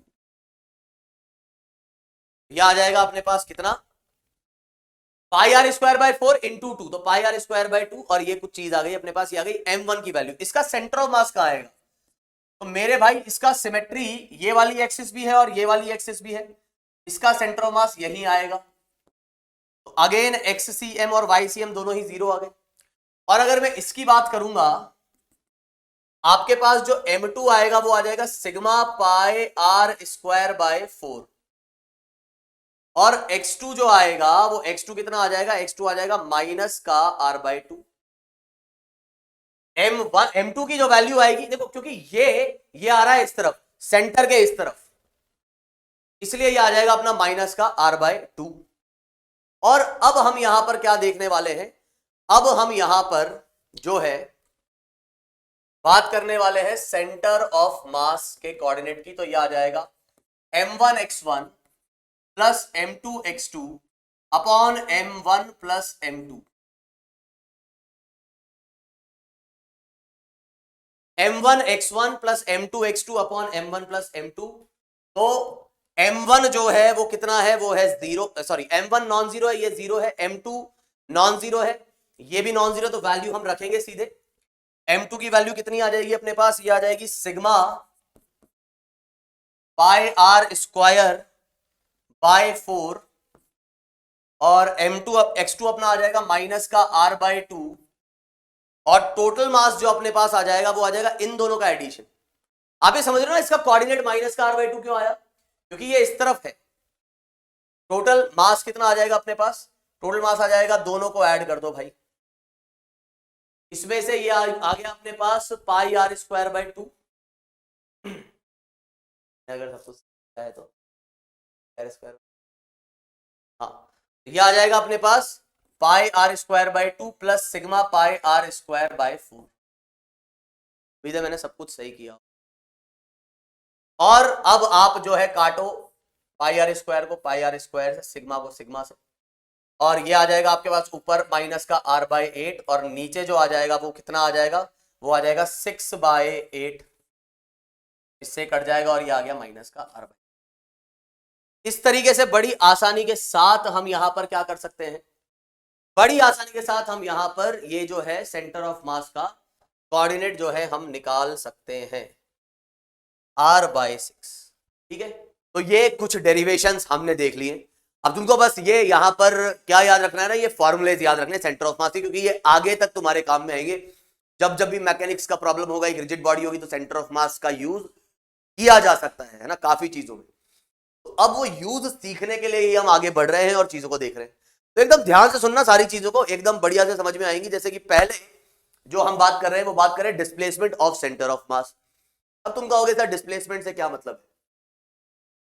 तो भाई जैसा कि आप जानते हो डिस्प्लेसमेंट का मतलब होता है चेंज इन पोजीशन। तो क्या सेंटर ऑफ मास अपनी पोजीशन चेंज कर सकता है? जी हाँ, बिल्कुल। सेंटर ऑफ मास की पोजीशन जैसा कि हम जानते हैं, उसका फॉर्मूला क्या आता है अपने पास? वो आता है RCM is equals to M1R1 plus M2R2 plus MNRN। ये फॉर्मूला रहता है सेंटर ऑफ मास की पोजीशन का, है कि नहीं? इधर मैं टोटल मास भी लिख सकता हूं। अब अगर मैं कहता हूं कि सेंटर ऑफ मास इनिशियली मान लो उसकी पोजीशन कुछ ये थी, मतलब M1 अपनी पोजीशन पे था, M2 की कुछ इनिशियल पोजीशन थी, R1 initial, R2 initial, R3 initial, ऐसे करते करते Rn इनिशियल। तो इसी तरीके से जब ये सेंटर ऑफ मास अपनी पोजीशन को चेंज करेगा, तो क्यों चेंज करेगा भाई? अगर या तो M1 या M2 या M3 या कोई 2 या कोई 3 या सभी के सभी अपनी पोजीशन को चेंज कर लेंगे, तो सेंटर ऑफ मास की पोजीशन में चेंज आ सकता है। अब सेंटर ऑफ मास की पोजीशन में चेंज आएगा, तो हमने कहा कि मान लीजिए ये M1 का फाइनल पोजीशन था, ऐसे करते करते M2 का फाइनल पोजीशन और Mn का final position upon total mass, क्या आ जाएगा अपने पास? Total mass. तो मैं यहां अगर निकालना चाहता हूं डिस्प्लेसमेंट, तो डिस्प्लेसमेंट किस तरीके से रिप्रेजेंट किया जाएगा? डिस्प्लेसमेंट अपने पास आ जाएगा डेल्टा RCM, डेल्टा RCM जो कि आता है RCM फाइनल पोजीशन माइनस निकालना, मतलब final position minus initial position. तो यहां से अगर आप देखेंगे, बड़े आसानी से आप ये बता सकते हो कि यहां पर डेल्टा RCM आखिरकार आ कितना रहा है। आपको कुछ नहीं करना, बस इस चीज को माइनस कर देना है सॉरी, इस चीज को माइनस कर देना है इसमें से। तो अपना जो है एलसीएम तो दोनों में ही, मतलब डिनोमिनेटर दोनों का ही सेम है, तो एलसीएम क्या आ जाएगा? वही सेम डिनोमिनेटर। उम्मीद है इतनी बात समझ में आ रही होगी। अब जब मैं लिखता हूं क्या R final minus R initial, इसको इससे माइनस करता हूं, तो ये वाली टर्म पॉजिटिव की होगी और ये वाली टर्म नेगेटिव होगी। तो इसमें से M1 कॉमन आ गया और अंदर क्या बच रहा है? अंदर बच रहा है R1 final minus R1 initial. ये क्या है? ये है डिस्प्लेसमेंट ऑफ M1। ऐसे ही आपके पास M1 फाइनल, मतलब R2 final minus R2 initial, R3 final minus R3 initial, M2 common आ जाएगा। ऐसे ही करते करते M1 दोनों में से कॉमन आ जाएगा, तो आपके पास ये आएगा Mn और Rn final minus Rn initial. तो आप यहां से इसको कह सकते हो, ये क्या है? ये है displacement of centre of mass, और ये आ जाएगा अपने पास डिस्प्लेसमेंट ऑफ 1। ऐसे ही आ जाएगा डिस्प्लेसमेंट ऑफ n, और यहां से अपने पास आ जाएगा ये टोटल मास। कुल मिला के डिस्प्लेसमेंट अगर आपको पता करना है, तो आपके पास ये फॉर्मूला है। अब चाहे वो x डायरेक्शन का, y डायरेक्शन का, z डायरेक्शन का डिस्प्लेसमेंट हो, या तीनों डायरेक्शंस में डिस्प्लेसमेंट हो रहा हो, आप तो ये ध्यान रखें कि भाई वेक्टर क्वांटिटी है तो वेक्टर के साथ उसे रखा जाएगा।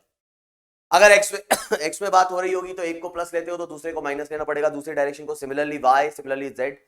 और अगर 2 डायमेंशनल और 3 डायमेंशनल चल रहे होंगे तो i cap, j cap, k cap के हिसाब से काम करना पड़ेगा, और डिस्प्लेसमेंट आपका ये आ जाएगा। चाहे आप फाइनाइट डिस्प्लेसमेंट की बात करें या फिर इनफाइनाइटली स्मॉल डिस्प्लेसमेंट की बात करें, ये फॉर्मूला आपका वैलिड रहेगा ही रहेगा। तो हम यहां पे बात कर लेते हैं एक बार इस सवाल की। अभी देखो सवाल क्या कह रहा है। सवाल ये कह रहा है, अच्छा देखो ये फॉर्मूला क्या कुछ नया फॉर्मूला है क्या? तुम सोचो कि सर ये तो इतना फॉर्मूला लिखाए जा रहे हो आप।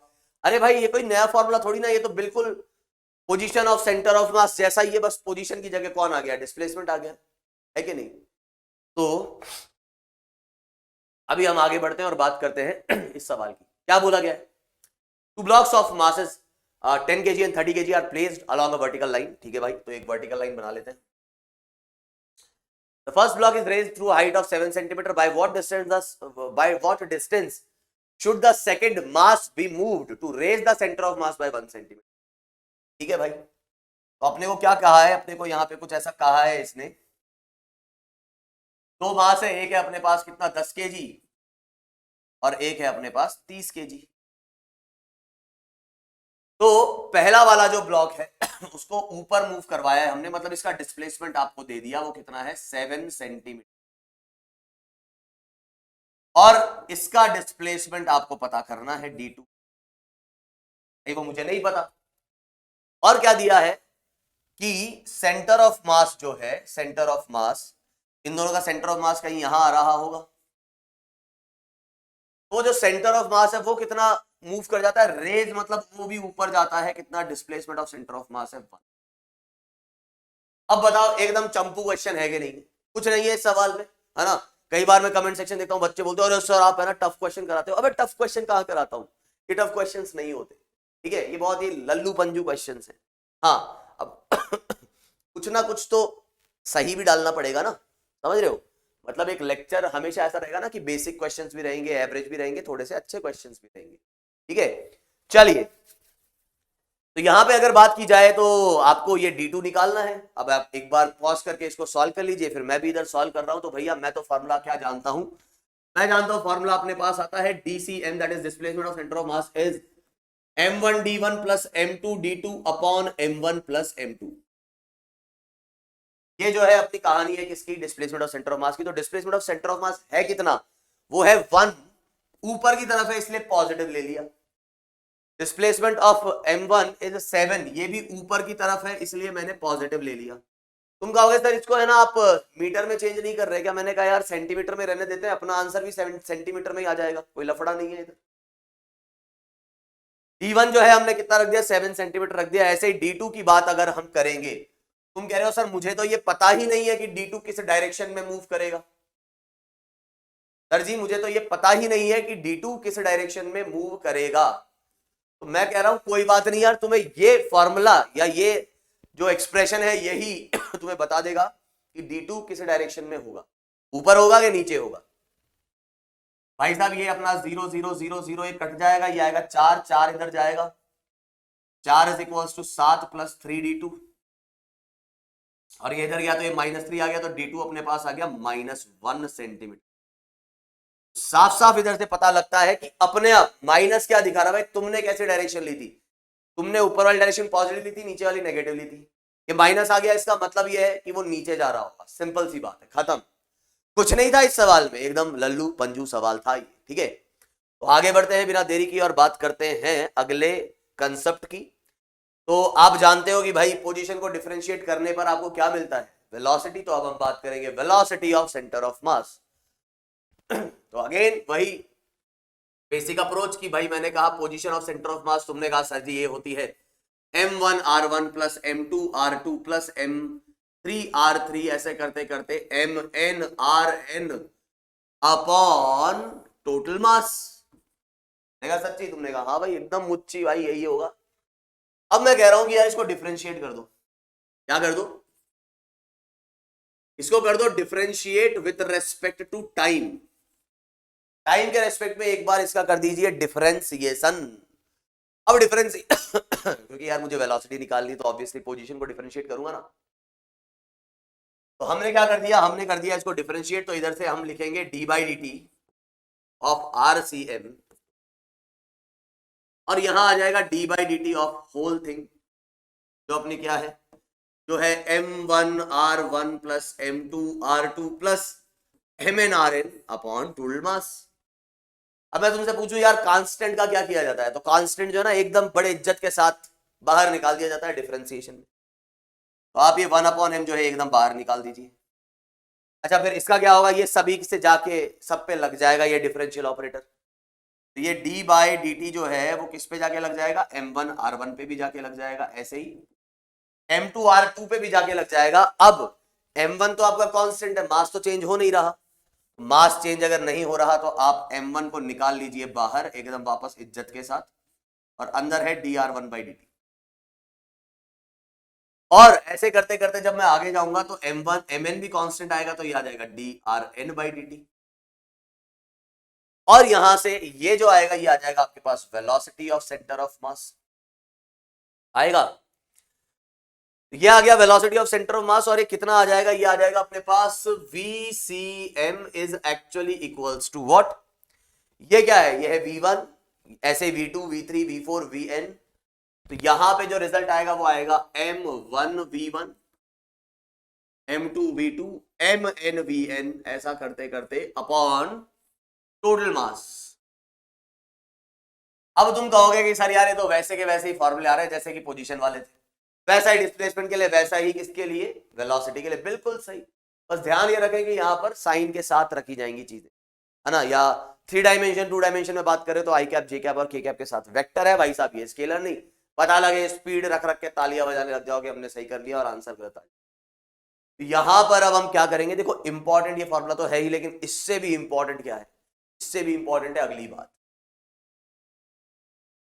इससे भी इंपॉर्टेंट है अगली बात। क्या, अगर मैं यहां कहता हूं कि इस मास को मैंने यहां मल्टीप्लाई किया तो ये क्या आ जाएगा, MVCM। और ये क्या था, ये था M1 V1 M2 V2 Mn Vn। हाँ, तुम बोलोगे हाँ ऑब्वियसली था। मैंने यार ये क्या होता है, तुम कहोगे यार क्या होता है, क्या मोमेंटम होता है किसका, लेकिन सेंटर ऑफ मास का सर, क्योंकि आपने सर ऐसा ही कुछ बताया था कि आप ऐसा मान सकते हो कि कई बार सेंटर ऑफ मास वाली जगह पर पूरी बॉडी के मास को कंसंट्रेटेड मान लो, और ये है वेलोसिटी ऑफ सेंटर ऑफ मास।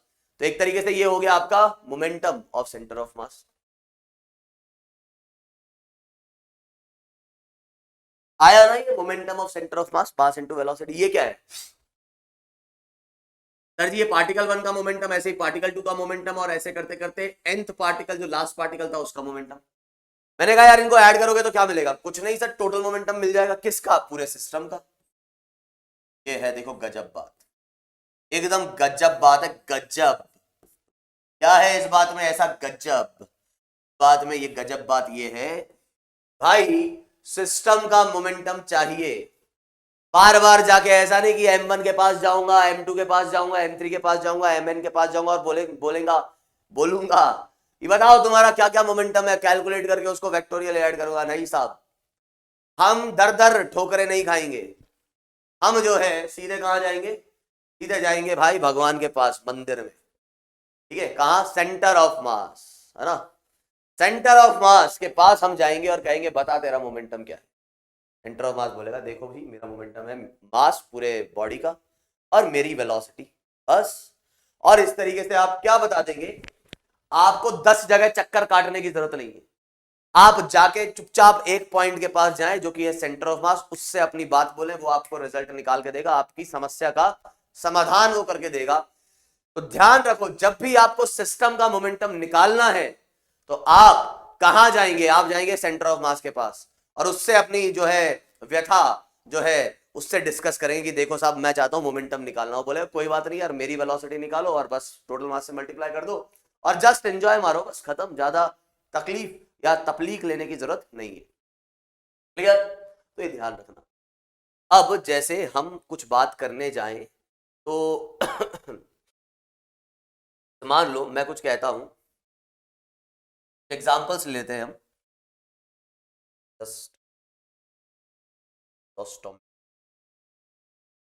हाँ जी,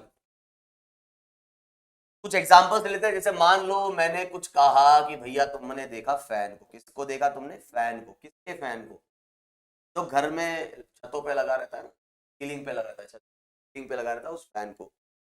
इस फैन को तुमने देखा तो भैया फैन में जो भी 3-4 ब्लेड्स हैं, तो ये जो है आपका, ब्लेड छोटी बड़ी बन जाए तो उसमें ऐसा टेंशन मत लेना। फैन जो है घूम रहा है ऐसा छत के ऊपर मस्त। मैंने तुमसे पूछा कि बताओ यार ये फैन अगर घूम रहा है तो इस फैन का मोमेंटम कितना होगा, बोलोगे अच्छा ऐसा फैन का मोमेंटम, सॉरी। तो सर जी फैन के सेंटर ऑफ मास की बात करेंगे हम, और यूनिफॉर्म है जो फैन का जो सेंटर ऑफ मास आएगा वो कहाँ आएगा, वो आएगा यहाँ पर। फैन का जो सेंटर ऑफ मास आएगा वो आएगा एकदम सेंटर पे। और हम क्या कहेंगे, हम कहेंगे कि मास ऑफ फैन और velocity of centre of mass of fan.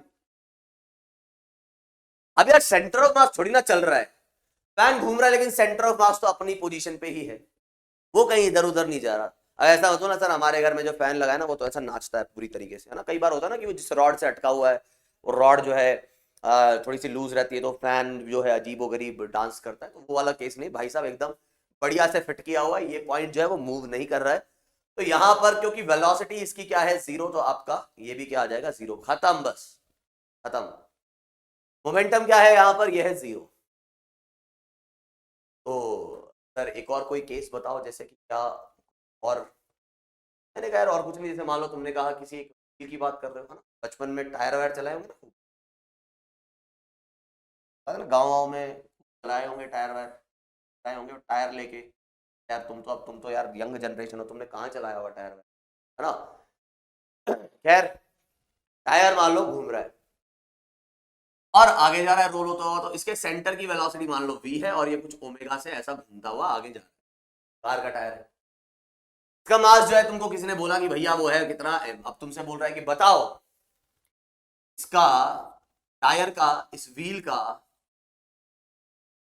Linear momentum कितना है, तो कुछ नहीं बस मास इनटू वेलोसिटी, ये इसका लीनियर। अच्छा भाई बोले अच्छा चलो एक और चीज बताओ, मैंने कहा हाँ बिल्कुल। इसी केस में अगर हम कुछ ऐसा बोले कि जो टायर था ये घूम नहीं रहा है बस चल रहा है, तो ऐसा कैसे हो सकता है कि टायर जो है वो सिर्फ चल रहा हो घूम नहीं रहा हो, क्यों नहीं हो सकता यार, ऐसा मान लो कि फ्रिक्शनलेस सरफेस है, घूम ही नहीं रहा वो बस स्लिप होता हुआ जा रहा है। ऐसा कई बार होता नहीं कि आपने ब्रेक लगा लिया और वो कार जो है स्किड कर रही है, टायर तो अपनी जगह पे जाम हो गए, टायर घूम नहीं रहे बस वो घिसटते हुए जा रहे हैं। तो ऐसा मान लो कि ब्रेक लगा दिया है कार ने, फ्रिक्शनलेस हटा दो, चलो तुम तो ये सोच लो कार ने ब्रेक लगा दिया, ब्रेक लगाने के बाद वो ऐसा स्किड करते हुए जा रहा है, टायर तो जैम हो गए, डिस्क ब्रेक लगा दिया भाई साहब, है ना। वैसे आजकल इस टाइप के ब्रेक आते नहीं है ना, बिल्कुल जैम हो जाए ऐसे टाइप के ब्रेक आते नहीं है, ये हम आरबीडी में बात करेंगे। लेकिन मान लो पुराने जमाने की कार है तो उसके अंदर वो व्हील्स जो है वो जाम हो गए एकदम से, या तुम साइकिल चला रहे तुमने साइकिल में एकदम से ब्रेक लगा वो जाम हो गया तो ऐसा स्किड करते हुए जाएगी, तो उस वक्त भी इसकी अगर वेलोसिटी v है, अब ओमेगा तो है नहीं, यहां पर भी मोमेंटम यही आएगा, क्योंकि ओमेगा से यहां इतना कोई मतलब दिख नहीं रहा जब तक सेंटर ऑफ मास की वेलोसिटी वही है, तो बस सेंटर ऑफ मास की वेलोसिटी पे डिपेंड करेगा मोमेंटम, बाकी कुछ भी हो रहा हो नहीं हो रहा उससे हमको कोई लेना देना नहीं है। उम्मीद है बात आपको समझ में आई होगी, तो आगे बढ़ते हैं और बात करते हैं एक सवाल की। अब ये सवाल अपने को कुछ कह रहा है, अरे यार ये एक्सेलरेशन कहां से आ गया, सॉरी सॉरी सॉरी, सवाल थोड़ा सा हमने गलत ले लिया आई थिंक।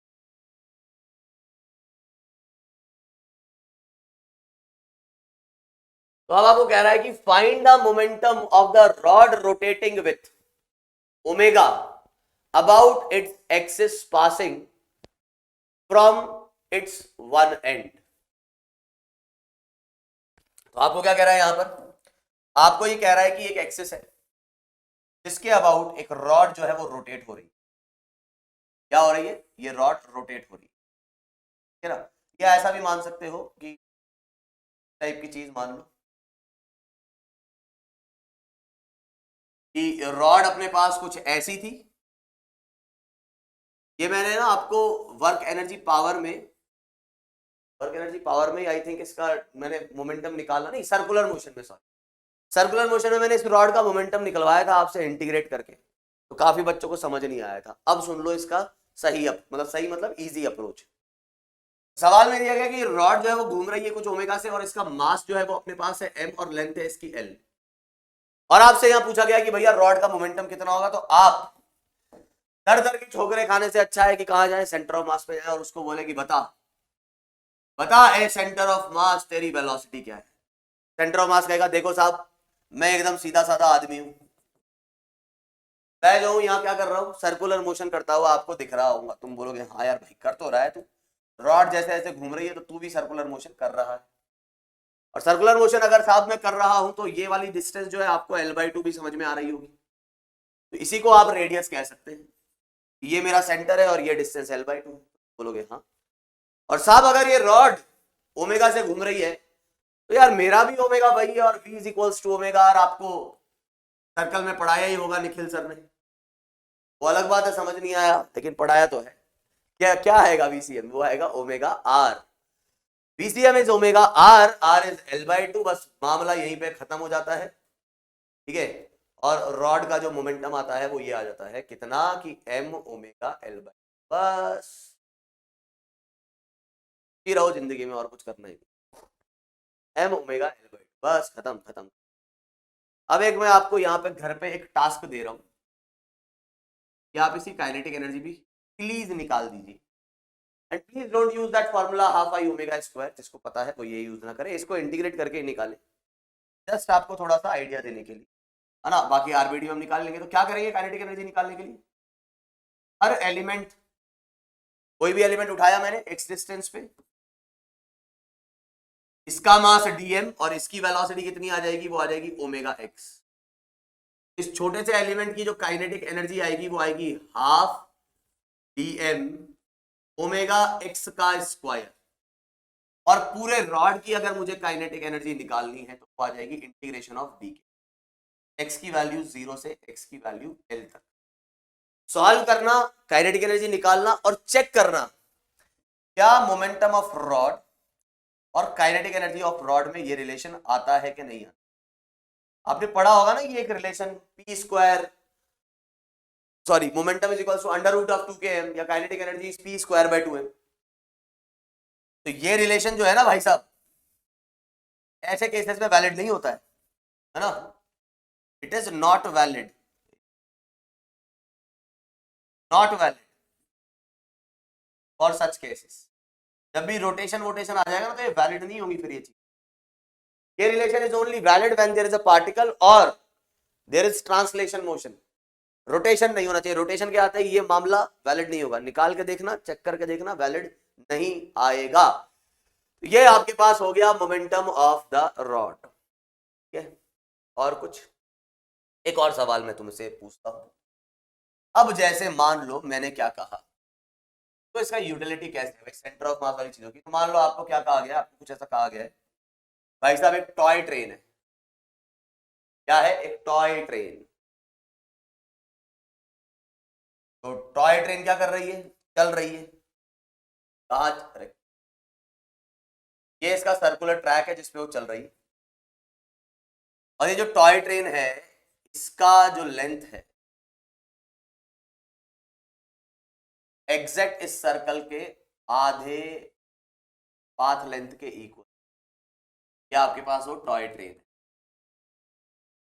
आपको ये बताया गया है कि ये टॉय ट्रेन जो है वो कुछ कितने स्पीड से चल रही है, v स्पीड से चल रही है। इसका जो मास है वो है m, और ऑब्वियसली ये सर्कुलर ट्रैक पे चल रही है तो इसकी रेडियस मान लो आपको दे रखी है r। आपसे यहां पूछा जा रहा है कि भैया बताओ अगर ये बिल्कुल आधी ट्रेन है, आधा सर्कल पाथ के इक्वल इसकी लेंथ है, तभी आपको दे रखा है कि length of the train is equal to pi r. तो आपको ये बताना है कि what is the momentum of this train, momentum of this toy train कितने स्पीड से जा रही है, v स्पीड से। ध्यान से सुनना, तो आपको मोमेंटम बताना है इस टॉय ट्रेन का कितना होगा, ऑब्वियसली मैग्नीट्यूड। तो आपको कहां जाना होगा, आपको जाना होगा सेंटर ऑफ मास के पास। ये एक सेमी सर्कुलर रिंग हो गई, और सेमी सर्कुलर रिंग का सेंटर ऑफ मास कहां पे आता है, 2r/पाई पे। यह आ गया आपके पास 2r/पाई, और 2r/पाई पे अगर ये जाता है तो अगर ये ट्रेन ऐसा सर्कल में घूम रही है तो ये सेंटर ऑफ मास भी इसके साथ साथ ऐसा सर्कल में घूम रहा होगा। उम्मीद है इतनी बात समझ में आ रही है। तो जो ओमेगा, जो एंगुलर वेलोसिटी इस ट्रेन की होगी वही एंगुलर वेलोसिटी इस सेंटर ऑफ मास की भी होगी। साथ साथ घूम रहा है वही एंगुलर वेलोसिटी जो है वो इस सेंटर ऑफ मास की भी होगी। अब बात यहां पर आती है किस चीज की, अगर मुझे ये वेलोसिटी मिल जाए, अगर मुझे ये वेलोसिटी मिल जाए तो हम क्या कर सकते हैं, हम यहां पर सेंटर ऑफ मास का मोमेंटम लिख सकते हैं और ट्रेन का मोमेंटम लिख सकते हैं ना। तो मैं क्या कह रहा हूं यहां कि इस पॉइंट की वेलोसिटी देखो आप, अगर ये ट्रेन v से चल रही है तो हर पॉइंट कितने से चल रहा है, v से चल रहा है। तो अगर मैं देखूं तो इसकी स्पीड कितनी है v और ये रेडियस कितनी है r, तो आप जानते हो v is equals to omega r, तो आपके पास ओमेगा कितना आ गया है v बाय r। क्या ये बात समझ में नहीं आती भाई, ये ट्रेन जो है वो सर्कल पे मूव कर रही है और इसका हर पॉइंट सर्कल के सरकमफेरेंस पे है, हर पॉइंट की वेलोसिटी v होगी, तो v अगर इसकी स्पीड है तो v is equals to omega r, तो ये ओमेगा की वैल्यू आ गई। सेंटर ऑफ मास की वेलोसिटी कितनी आ जाएगी, सेंटर ऑफ मास की जो वेलोसिटी आ जाएगी वो आ जाएगी हमारे पास omega into R C M, क्योंकि वीसीएम जो आएगा वो कितना आ जाएगा, वीसीएम ये भी ओमेगा से घूम रहा है एक सर्कल पे, तो सर्कल पे घूमती हुई चीज की वेलोसिटी क्या होती है, वो होती है ओमेगा आर सी एम। बात खत्म। इधर से लिख देंगे हम कितना, ओमेगा आर सी एम, बस क्या आ जाएगा हमारे पास v बाय आर, और आरसीएम कितना आ जाएगा अपने पास, आरसीएम जो है वो है 2r बाय पाई, r से r कट गया और यहां से हम बोल देंगे एम वी बाय पाई। ये मोमेंटम आ जाएगा इस ट्रेन का। इस तरीके से आप बड़ी आसानी से मोमेंटम निकाल सकते हैं। तो भाई तुम ध्यान रख लो कि यहां पर हमेशा आपको करना क्या होगा, सेंटर ऑफ मास के पास जाके हाथ वाथ जोड़ने होंगे और पूछना होगा बता तेरी वेलोसिटी क्या है। बस जैसे ही उसने वेलोसिटी बता दी तुम्हारा काम हो जाएगा, तुम्हें कुछ नहीं करना है, जो करना है किसको करना है, सेंटर ऑफ मास को करना है। हाँ, आई बात समझ में। अब हम बात करने जा रहे हैं एक्सेलरेशन ऑफ सेंटर ऑफ मास की। क्या बात करने जा रहे हैं हम बात करने जा रहे हैं, खाली पेज बचा ही नहीं क्या अपने पास तो अभी हम बात करने जा रहे हैं acceleration of centre of mass. Acceleration of centre of मास आपको क्या कहता है, पहली बात है एक्सेलरेशन कैसे निकालोगे। एक्सेलरेशन निकालने का सिंपल सा तरीका है कि भाई वेलोसिटी को जो है डिफरेंशिएट कर दो। तुम कहोगे कि सर जी देखो यार ये तो हमको पता ही है कि सेंटर ऑफ मास की जो वेलोसिटी आती है वो कितनी आती है, वो आती है m1v1 m2v2 और ऐसे करते करते mnv, है ना। देखो बात तो बिल्कुल अपॉन टोटल मास। तो इसको अगर मैं इधर मल्टीप्लाई कर दूं तो सॉरी एक्सेलरेशन के लिए मैं क्या कर रहा हूं, एक्चुअली मेरा दिमाग में कुछ और ही चल रहा था, differentiation with respect to time. तो एक्सेलरेशन निकालना है तो उसको डिफरेंशिएट कर दो, तो डिफरेंशिएट जैसे ही करूंगा मतलब आपको क्या करना है, डी बाई डी टी, इसका ऑब्वियसली वी सी एम का, डी बाई डी टी आप किधर लगाएंगे, इधर भी लगाएंगे, इस पे पूरे एक्सप्रेशन पे जो कि आपका है कितना m1v1 से mnvn अपॉन टोटल मास। अब तुम जानते हो कि ये जो है वो बनने वाला है ACM, 1 अपॉन m जो है वो बाहर आ जाएगा, और उम्मीद है तुम ये समझ गए होंगे कि यहां पर जो आपके पास m1 ये आ जाएगा d बाय dt और कितना v1, ऐसे करते करते यहां पर आ जाएगा ये mn और d बाई डी टी और क्या आएगा, और आपके पास आ जाएगा v। 1 अपॉन m जो है वो आपका अलग से कॉमन आ गया क्योंकि कांस्टेंट था, सब कुछ वैसा ही है जैसा अभी पहले किया था। तो यहां से आपको ये क्या मिल रहा है, ये मिल रहा है a1, वो क्या मिल रहा है an, ये जो आ जाएगा अब तुम बोलोगे यार सर ये तो वापस से वही, ये तो एकदम चिंदी सा एक्सप्रेशन आ गया, कुछ नयापन नहीं है यहाँ। बिल्कुल जी कोई नयापन नहीं है। तो यहाँ पर आपको जो है क्या करना है, बस वैसा का वैसा ही फॉर्मूला आपके पास निकल के मिल जा रहा है आपको। और फॉर्मूला क्या कह रहा है, फॉर्मूला ये कह रहा है साहब अगर आपको चाहिए सेंटर ऑफ मास का एक्सेलरेशन, सेंटर ऑफ मास का एक्सेलरेशन हम कैसे निकालेंगे, सेंटर ऑफ मास का एक्सेलरेशन आ जाएगा m1 dv1 by dt a1 भाई ध्यान बस ये रखना है कि सब वेक्टर फॉर्म में लिखे हुए, ऐसे ही mn an upon total mass. भाई साहब ये बात इंपॉर्टेंट तो है, पता होना चाहिए कि भाई सेंटर ऑफ मास का एक्सेलरेशन इस प्रकार निकलेगा, लेकिन इससे भी इंपॉर्टेंट जो बात है वो क्या है, इससे भी इंपॉर्टेंट बात आपकी ये है कि यहां पर जब आप देखो, इस फॉर्मूले में कोई नयापन नहीं है, ये फॉर्मूला तो वैसा का वैसा ही है। क्या ये एक्सेलरेशन आपको निकालना है तो आप उसी तरीके से कर दो जिस तरीके से आप पोजीशन निकालते थे, वेलोसिटी निकालते थे, और जिस तरीके से आप डिस्प्लेसमेंट निकालते थे वैसे ही एक्सेलरेशन आ रहा है। m1 उसका एक्सेलरेशन, m2 उसका एक्सेलरेशन, बस वेक्टोरियली उसको ऐड करना है। लेकिन यहां पे बात यह है कि अब अगर मैं इसको करता हूं इधर मल्टीप्लाई, तो मल्टीप्लाई करने पर ये आ जाएगा MACM। कैसा? ये क्या आ जाएगा? ये आ जाएगा M1A1, ये आ जाएगा M2A2, M3A3, और ऐसे करते करते MNAN।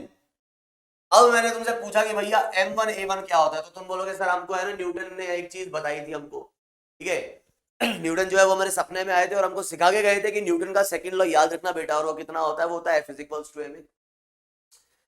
तो मास है 1 का, एक्सेलरेशन भी है 1 का, तो ये आ जाएगा net force acting on 1। This is actually force acting on 1। Similarly this is the force acting on 2 and it is the net external force.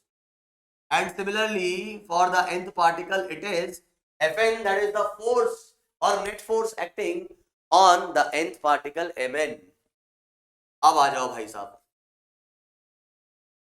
ये क्या लिखा हुआ है सर? ये उस सिस्टम के हर पार्टिकल पे जितना भी टोटल फोर्स है वो सब लिखा हुआ है ना।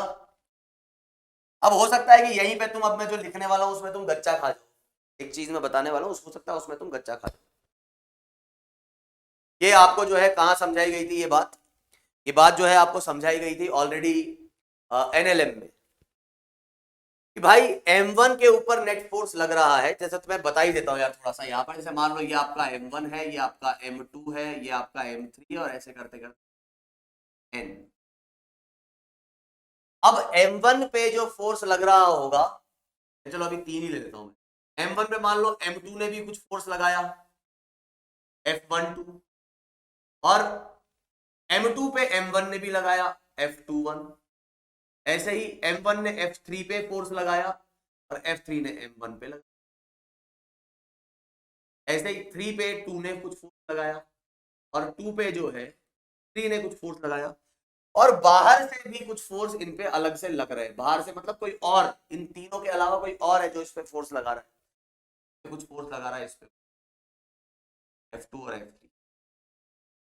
तो इस बात को समझना है, इसको मैं बोल देता हूं कि बाहर से लग रहा है F0, F3 नॉट F2। जब मैं बात कर रहा हूं M1 पे लगने वाले फोर्स की, तो उसमें ये तीनों आ रहे हैं। F1 का मतलब है इन तीनों का एडिशन, F2 का मतलब है इन तीनों का एडिशन, F3 का मतलब है इन तीनों का एडिशन। और जब आप इन तीनों का ऐड करोगे तो इसमें वो बाहर से जो ये पीला वाला फोर्स था एक्सटर्नल, पूरे सिस्टम को अगर तुम लेके चलते हो तो ये पीला वाला फोर्स एक्सटर्नल फोर्स हो गया, क्योंकि ये बाहर से कोई लगा रहा है, और ये सफेद वाले फोर्स हो गए इंटरनल। तो इनका एडिशन का मतलब ये हो गया कि addition of external force and addition of internal force. और ये हम जानते हैं क्योंकि इंटरनल आपके एक्शन रिएक्शन पेयर आ रहे हैं, एक F13 है तो एक F31 है, जो मैग्नीट्यूड वाइज इक्वल है और डायरेक्शन वाइज एक दूसरे के अपोजिट है। तो ये क्या आ जाएगा? ये आ जाएगा आपका 0। इंटरनल फोर्सेस का एडिशन हमेशा 0 आता है। और यहां से जो आपके पास मामला दिख रहा है वो दिख रहा है MA। ये क्या है? ये है नेट एक्सटर्नल फोर्स। तो net external force is equals to mass into acceleration of centre of mass.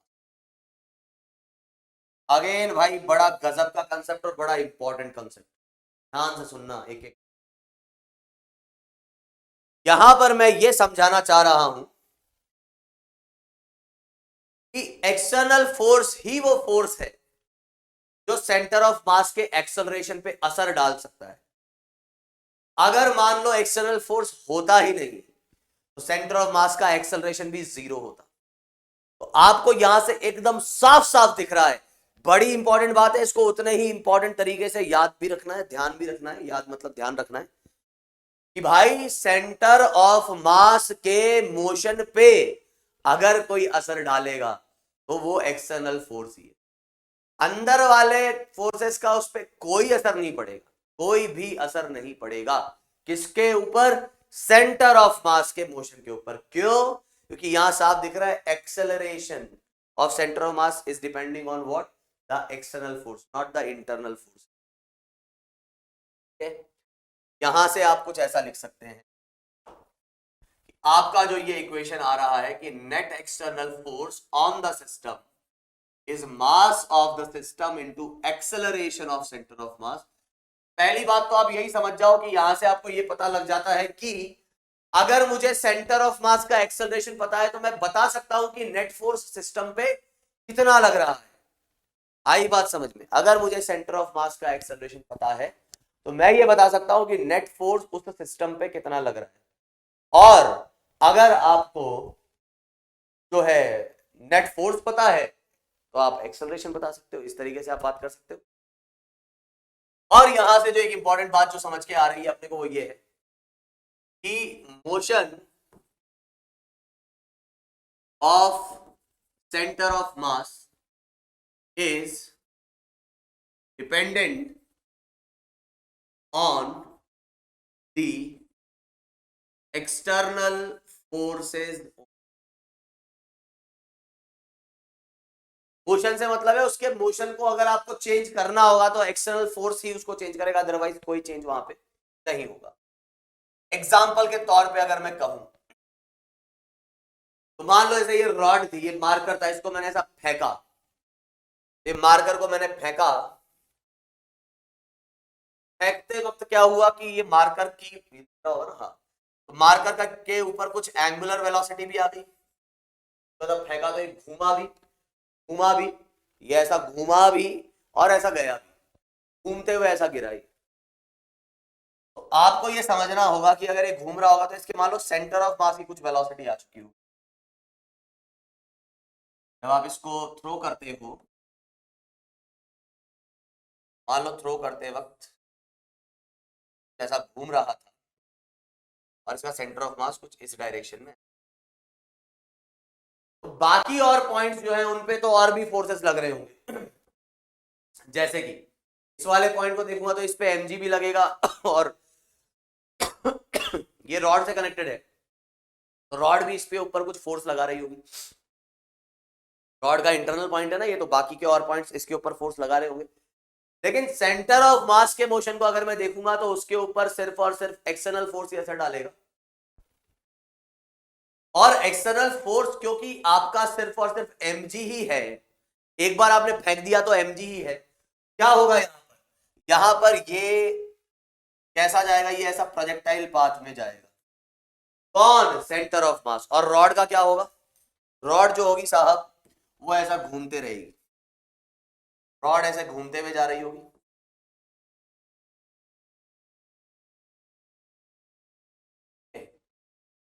Rod इस तरीके से घूम रही होगी, लेकिन मतलब बाकी पॉइंट्स के मोशन की बात करोगे तो बड़ा अजीबोगरीब है, लेकिन सेंटर ऑफ मास जो है वो पैराबोलिक पाथ में जाएगा, इसमें कोई दो राय नहीं। Centre of mass will move in parabolic path, ये आपको समझते हुए चलना है। और एग्जांपल की बात करें, जैसे मान लो आपको कहा, आपको कुछ ये कहा गया है भाई साहब, एक क्या है आपके पास? एक है कार। क्या है? एक कार है ना। अब ये जो कार है,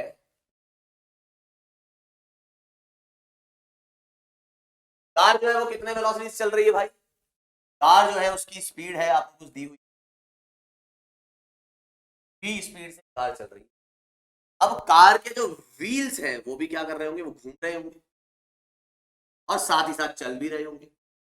कार के व्हील्स के जो चलने की स्पीड है वो भी v रहेगी, क्योंकि वो कार के साथ साथ ही चल रहे हैं। ऐसा तो है नहीं ना कार का ऊपर वाला हिस्सा जो है आगे निकल जाएगा, व्हील्स पीछे रह जाएंगे, व्हील की स्पीड वही रहेगी। ठीक है। और मान लो कार का जो एक्सेलरेशन है, या एक्सेलरेशन की बात कर लेते हैं यार, सॉरी मैंने कहा कार का एक्सेलरेशन कितना है? a। व्हील्स का सेंटर का एक्सेलरेशन भी कितना आएगा? a ही है। व्हील्स के सेंटर का एक्सेलरेशन भी a आएगा। क्यों? जो कार की वेलोसिटी है वही व्हील्स के सेंटर की वेलोसिटी है, साथ साथ ही चल रहे हैं, और तो एक्सेलरेशन जो होगा वही इसके व्हील सेंटर का एक्सेलरेशन। तो अगर आपसे कहा जाता है कि मास of the wheel mass of wheel is m, then find the net force acting on the, आपसे पूछता है कि भैया नेट फोर्स इस व्हील पे कितना लग रहा है ये बता, क्या करेंगे हम? यहां कुछ खास नहीं, बस हम सीधे सीधे क्या बात करेंगे, हम बोलेंगे कि व्हील का मास m है और उसका एक्सेलरेशन a है, तो net external force acting on the wheel is mass of wheel into acceleration, बात खत्म। बस ज्यादा कुछ सोचना ही नहीं कि सर वो व्हील्स जिस जो एक्सेल है वो एक्सेल से भी कुछ फोर्स लग रहा होगा, फ्रिक्शन भी लग रहा होगा, अरे भाड़ में जाए सब चीजें। अपने पास क्या है बस ये कि net force equals to mass into acceleration, जो पूछा था उस पे तुम जाओ ना, तुमको क्या लेना देना कि फ्रिक्शन कितना लग रहा है, एक्सेल से कितना फोर्स लग रहा है, तुमसे नेट फोर्स की बात हो रही, ठीक है। इससे मैंने पूछा कि भाई तुम्हारे टोटल मार्क्स कितने आए, तुम बोलोगे कि सर मेरे है ना टोटल मार्क्स मैथ्स में इतने आए, इसमें इतने आए, अरे मैं कह रहा हूँ टोटल मार्क्स कितने आए तुम ये बताओ, टोटल मार्क्स तुम्हारे इतने आए, बस खत्म। मेरे को ये नहीं मतलब कि तुम्हारे मैथ्स में कितने थे, वो कितने थे, केमिस्ट्री में, टोटल मैंने पूछा बस, ठीक है। तो यहां पे नेट फोर्स पूछा है तो इस तरीके से निकाल डालेंगे, ठीक। चलो और बात करते हैं, बॉम्ब एक्सप्लोजन की बात कर लेते हैं एक बार, है ना। अक्सर इसमें लोग ना थोड़ा सा एक गलत कंसेप्ट याद रखते हैं, तो थोड़ा सा समझ लेते हैं। बॉम्ब एक्सप्लोजन की कहानी क्या कहती है, ध्यान से सुनना। अगर आप मान लो एक बॉम्ब को, ध्यान से सुनना भाई, एक बॉम्ब को आपने फेंका कुछ u स्पीड से, कितने एंगल पे, थीटा एंगल पे, तो आप जानते हो इसका क्या होगा। बॉम्ब को बिना आग लगाए फेंक दिया आपने, दिवाली बॉम्ब था ना भाई, क्या होगा, वो बॉम्ब जाएगा, एक पत्थर फेंकोगे तो उस तरीके से वो एक प्रोजेक्टाइल करता हुआ ये गिर जाएगा, प्रोजेक्टाइल करता हुआ ये गिर जाएगा, नो डाउट। अब मैं कह रहा हूं कि होता क्या है कि इसको गवर्न कौन कर रहा था, इसके मोशन को, ऑब्वियसली एक्सटर्नल फोर्स जो कि mg है। अब कहीं पे यहां जाके क्या हो जाता है, बड़ी बुढ़ा मतलब एक्सप्लोजन हो जाता है भाई साहब, धमाका धमाका धमाका हो गया भाई साहब,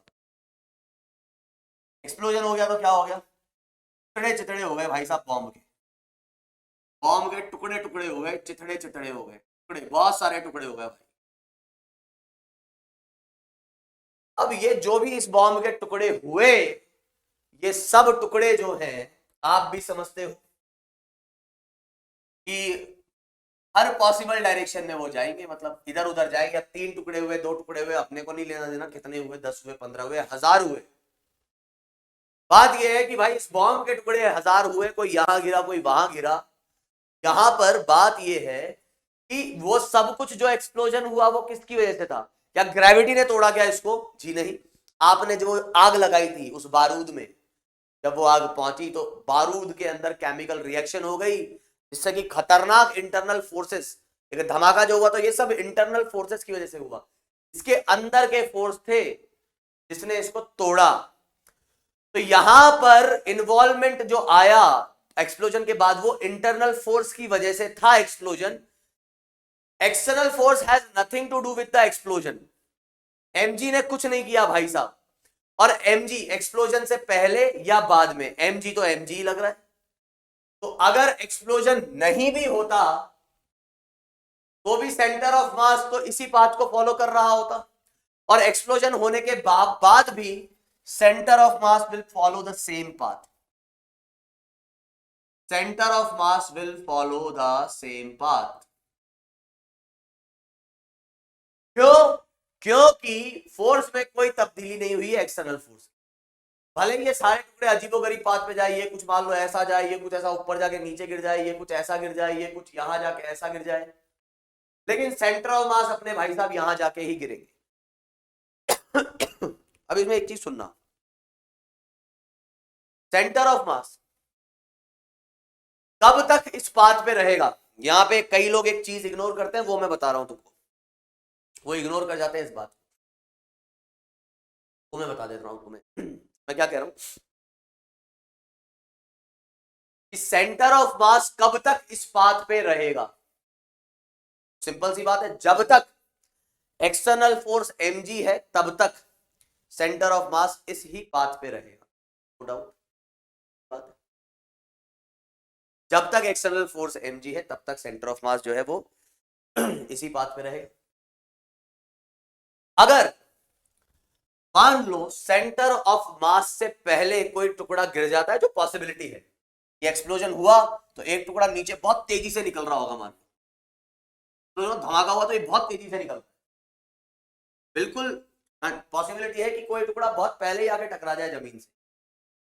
जैसे ही जमीन पे टकराया तो ये था तो उस पूरे बॉम्ब का हिस्सा ही है ना ये, तो सिस्टम का एक हिस्सा जमीन पे आते ही उसके ऊपर एक नॉर्मल भी लगने लग जा रहा है ऐसा, और वो आगे टकराएगा एकदम धमाक, एकदम तगड़े से टकराएगा, एकदम बहुत तगड़े से।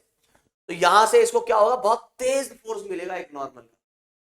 और आप इस बात को समझना, उस वक्त क्योंकि ये एक नॉर्मल लगा है इसके ऊपर, यहां पर जैसे ही पहला टुकड़ा जमीन पे आएगा, ध्यान से सुनना, पहला टुकड़ा जमीन पे जब आएगा तब इस पे नॉर्मल लगेगा, तो क्या ये नॉर्मल एक्सटर्नल फोर्स नहीं है, क्या है, और ये एक्सटर्नल फोर्स है, तो क्या ये सेंटर ऑफ मास के मोशन पे असर नहीं डालेगा?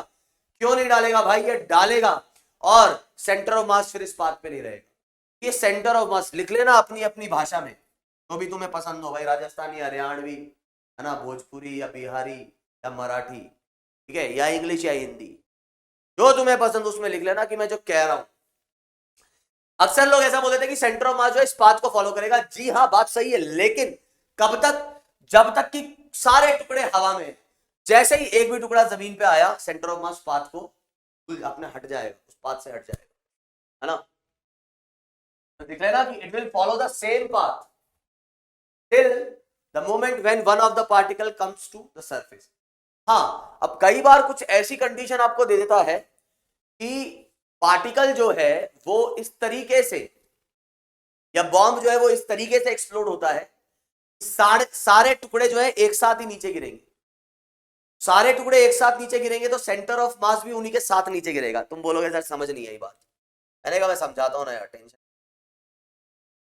मान लो सवाल में आपको कुछ ऐसा दिया कि ये बॉम्ब था, ऊपर ऐसा गया और एकदम टॉप पॉइंट पे जाके मान लो एक्सप्लोड हो गया, और इसके दो टुकड़े हो गए। ध्यान से सुनना पूरी बात।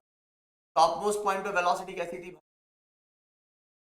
अगर यहां पे u था तो ये u cos थीटा, वेलोसिटी इसकी रहेगी जस्ट बिफोर कोलिजन।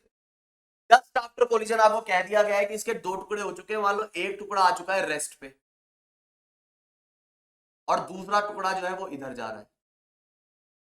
एक्सप्लोजन के बाद इसके दो टुकड़े हुए और दोनों ही टुकड़ों के vertical component of velocity is 0, एक इधर जा रहा है और एक रेस्ट पे, तो दोनों को गिरने में जो टाइम लगेगा वो क्या होगा, वो सेम लगेगा। Why? Because they both have, क्या कहेंगे उसको, 0y कंपोनेंट।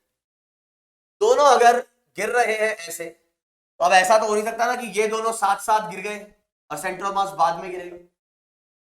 भाई सेंटर ऑफ मास अगर एक हिस्सा यहां है दूसरा हवा में है तो सेंटर ऑफ मास हवा में रह सकता है, लेकिन एक यहां और दूसरा भी यहां, तो सेंटर ऑफ मास भी यहां ही होगा उस वक्त।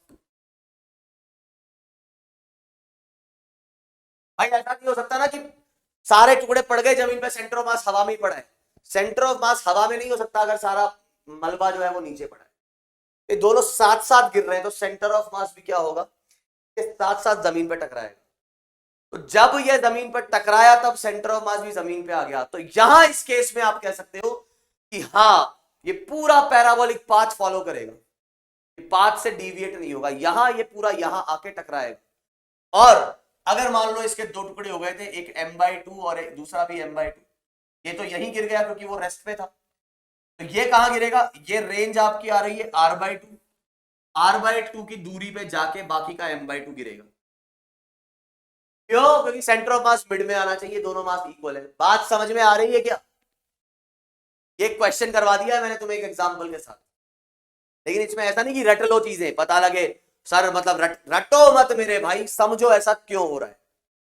क्योंकि ये दोनों मास सेम थे और साथ साथ ये भी दिया गया है कि एक रेस्ट पे आ जाता है और एक इधर चल रहा है, तो ये दोनों साथ साथ ही जमीन पे आएंगे क्योंकि दोनों का y कंपोनेंट सेम है। तो ऐसा नहीं होगा कि कोई टुकड़ा पहले आ जाए, ऐसा नहीं होगा कोई टुकड़ा पहले आ जाए, तीनों साथ साथ, तो सेंटर ऑफ मास भी साथ साथ आएगा।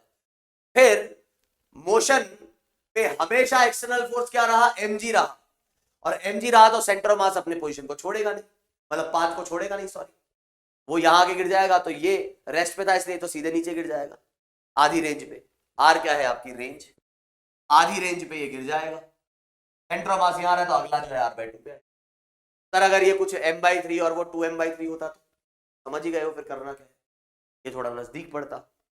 आ रही है बात समझ में, रेशियो के हिसाब से हम बात यहाँ पे कर लेते हैं, ठीक है ना। ये थोड़ी सी चीजें आपको जो है ध्यान रखनी है रिगार्डिंग ये इस तरीके से मोशन ऑफ सेंटर ऑफ मास, है ना। अब जैसे यार मान लो मैं तुमसे एक सवाल पूछूं और सवाल ये है कि सवाल तो शायद मैंने यार टाइप कर रखा है, बस अब 3 सवाल और करेंगे और आज का सेशन फिर खत्म।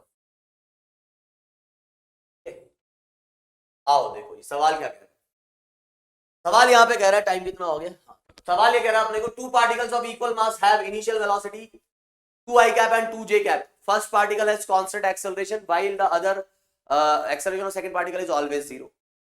The center of mass of the 2 particle moves in. भैया पहले तो मैं वेलोसिटी ऑफ सेंटर ऑफ मास निकाल लेता हूं कितनी आ रही है, तो वो कैसे निकलेगी, इक्वल मास दिया हुआ है तो 2 m1 v1 बताया था ना, आई कैप जे कैप में ही लिखोगे अगर वेक्टर फॉर्म में है तो m2 v2 upon m1 plus m2 जो आ जाएगा 2m, ये 2m 2m 2m कॉमन आगे कट गया और ये आ जाएगा i cap plus j cap. This is the velocity of centre of mass. Now let's talk about the acceleration of centre of mass. Acceleration कितना आ जाएगा सेंटर ऑफ मास का, m1 a1 i cap plus j cap plus m2 a2 जो कि है 0 upon total mass जो कि है 2m, तो m m m ये कट गया। अब आपको साफ दिख रहा है कि यहां से एक्सेलरेशन और वेलोसिटी एक दूसरे के पैरेलल आ रहे हैं, दोनों वेक्टर एक दूसरे के कैसे पैरेलल है। ऐसा हम बोला था हमको कैसे पता है पैरेलल है, देखो ना इस वाले वेक्टर का जस्ट ये डबल है, मतलब इसको जस्ट 2 से मल्टीप्लाई करो आपके पास ये वेक्टर आ जाएगा। किसी वेक्टर को अगर आप एक स्केलर से मल्टीप्लाई करते हो तो उसकी डायरेक्शन में थोड़ी ना चेंज होता है, इसका मतलब इसकी डायरेक्शन और इसकी डायरेक्शन सेम है, दोनों पैरेलल है। और फिर आपको ये पता है कि अगर मान लो वेलोसिटी कुछ इस डायरेक्शन में है और एक्सेलरेशन भी इसी डायरेक्शन में है, इस डायरेक्शन में वेलोसिटी उसी डायरेक्शन में एक्सेलरेशन, इसका मतलब पाथ कैसा रहेगा आपका, स्ट्रेट लाइन। भाई सबसे पहली बात ये समझ लेनी है, यहाँ पर कांस्टेंट एक्सेलरेशन होगा तो 2 केस हो सकते हैं आपके, स्ट्रेट लाइन या पैराबोला। पैराबोला तब होता है जब वेलोसिटी और एक्सेलरेशन के बीच में कुछ एंगल होता, स्ट्रेट लाइन तब होगा जब एंगल नहीं होगा, तो एंगल नहीं है इसलिए यहाँ पर स्ट्रेट लाइन आपका ये पाथ आ जाएगा। आइए एक और सवाल की बात करते हैं। ये सवाल मैंने सर्कुलर मोशन में आपको करवाया था और शायद आपको पता नहीं है टफ लगा होगा, लेकिन अब ये वाला सवाल चुटकियों में सॉल्व हो जाएगा। सवाल ये है कि chain of mass m and length l is rotating with omega on smooth horizontal surface, है ना, एक लूप है, मतलब ऐसा चेन है। फिगर मैंने बनाया नहीं था तो बना के दे देता हूं। चेन है, ये सवाल में दिया हुआ है भाई, ये सवाल में दिया हुआ है, चेन है, इसका मास है m, लेंथ है इसकी l, और ये किस पे रोटेट कर रही है, एक हॉरिजॉन्टल स्मूथ सरफेस पे ओमेगा से रोटेट कर रही है। तो आपको बताना है कि अगर इसको घुमा देंगे तो इसके अंदर एक टेंशन डेवलप हो जाएगी, वो टेंशन कितनी होगी। अब वहां पर मैंने एक छोटा सा एलिमेंट लेके, सर्कुलर मोशन में एक छोटा सा एलिमेंट लेके इसको सॉल्व करवाया था। अब देखो यहां हम कैसे सॉल्व कर देंगे, चुटकियों में सॉल्व कर देंगे। कैसे, हम बोलेंगे कि हमने सेंटर ऑफ मास पढ़ा हुआ है, टेंशन तो एक इंटरनल फोर्स हो जाएगा, तो यहाँ पे पूरा सिस्टम लेके या पूरी चेन लेके तो बात बन नहीं सकती, तो हमने क्या किया, आधी चेन ले ली। क्यों ली आधी चेन, आधी चेन मैंने इसलिए ली कि मुझे सेमी सर्कुलर रिंग का सेंटर ऑफ मास पता है। यहां पर ये वाले हिस्से को खींच रही होगी बची हुई चेन, टेंशन का काम होता है खींचना। इस वाले हिस्से से वो दूसरा पॉइंट जुड़ा हुआ था, वो खींच रहा होगा इसको, इस वाले हिस्से से दूसरा पॉइंट जुड़ा हुआ है वो भी खींच रहा होगा इसको। इस वाली चेन के लिए दोनों टेंशन एक्सटर्नल है, बाकी टेंशन इंटरनल है, and this is actually rotating with what, omega. तो अगेन वही सेम बात, 2r/π, centre of mass is also rotating with what, omega. Centre of मास भी आपका ओमेगा से रोटेट कर रहा है। तो सेंटर ऑफ मास क्या कर रहा है, यूनिफॉर्म सर्कुलर मोशन। तो इस चेन के ऊपर the net force acting on it is what, it is mass into acceleration of centre of मास। कितना फोर्स लग रहा है भाई मेरे, इधर से t, इधर से t, 2t, this is the net force acting on the chain and that must be equals to what, mass of the chain. तो आधी चेन ली है इसलिए m/2 and acceleration of the chain तो आ जाएगा ओमेगा स्क्वायर। भाई सर्कल में घूम रहा है ना centre of mass, centre of मास का एक्सेलरेशन, तो ओमेगा स्क्वायर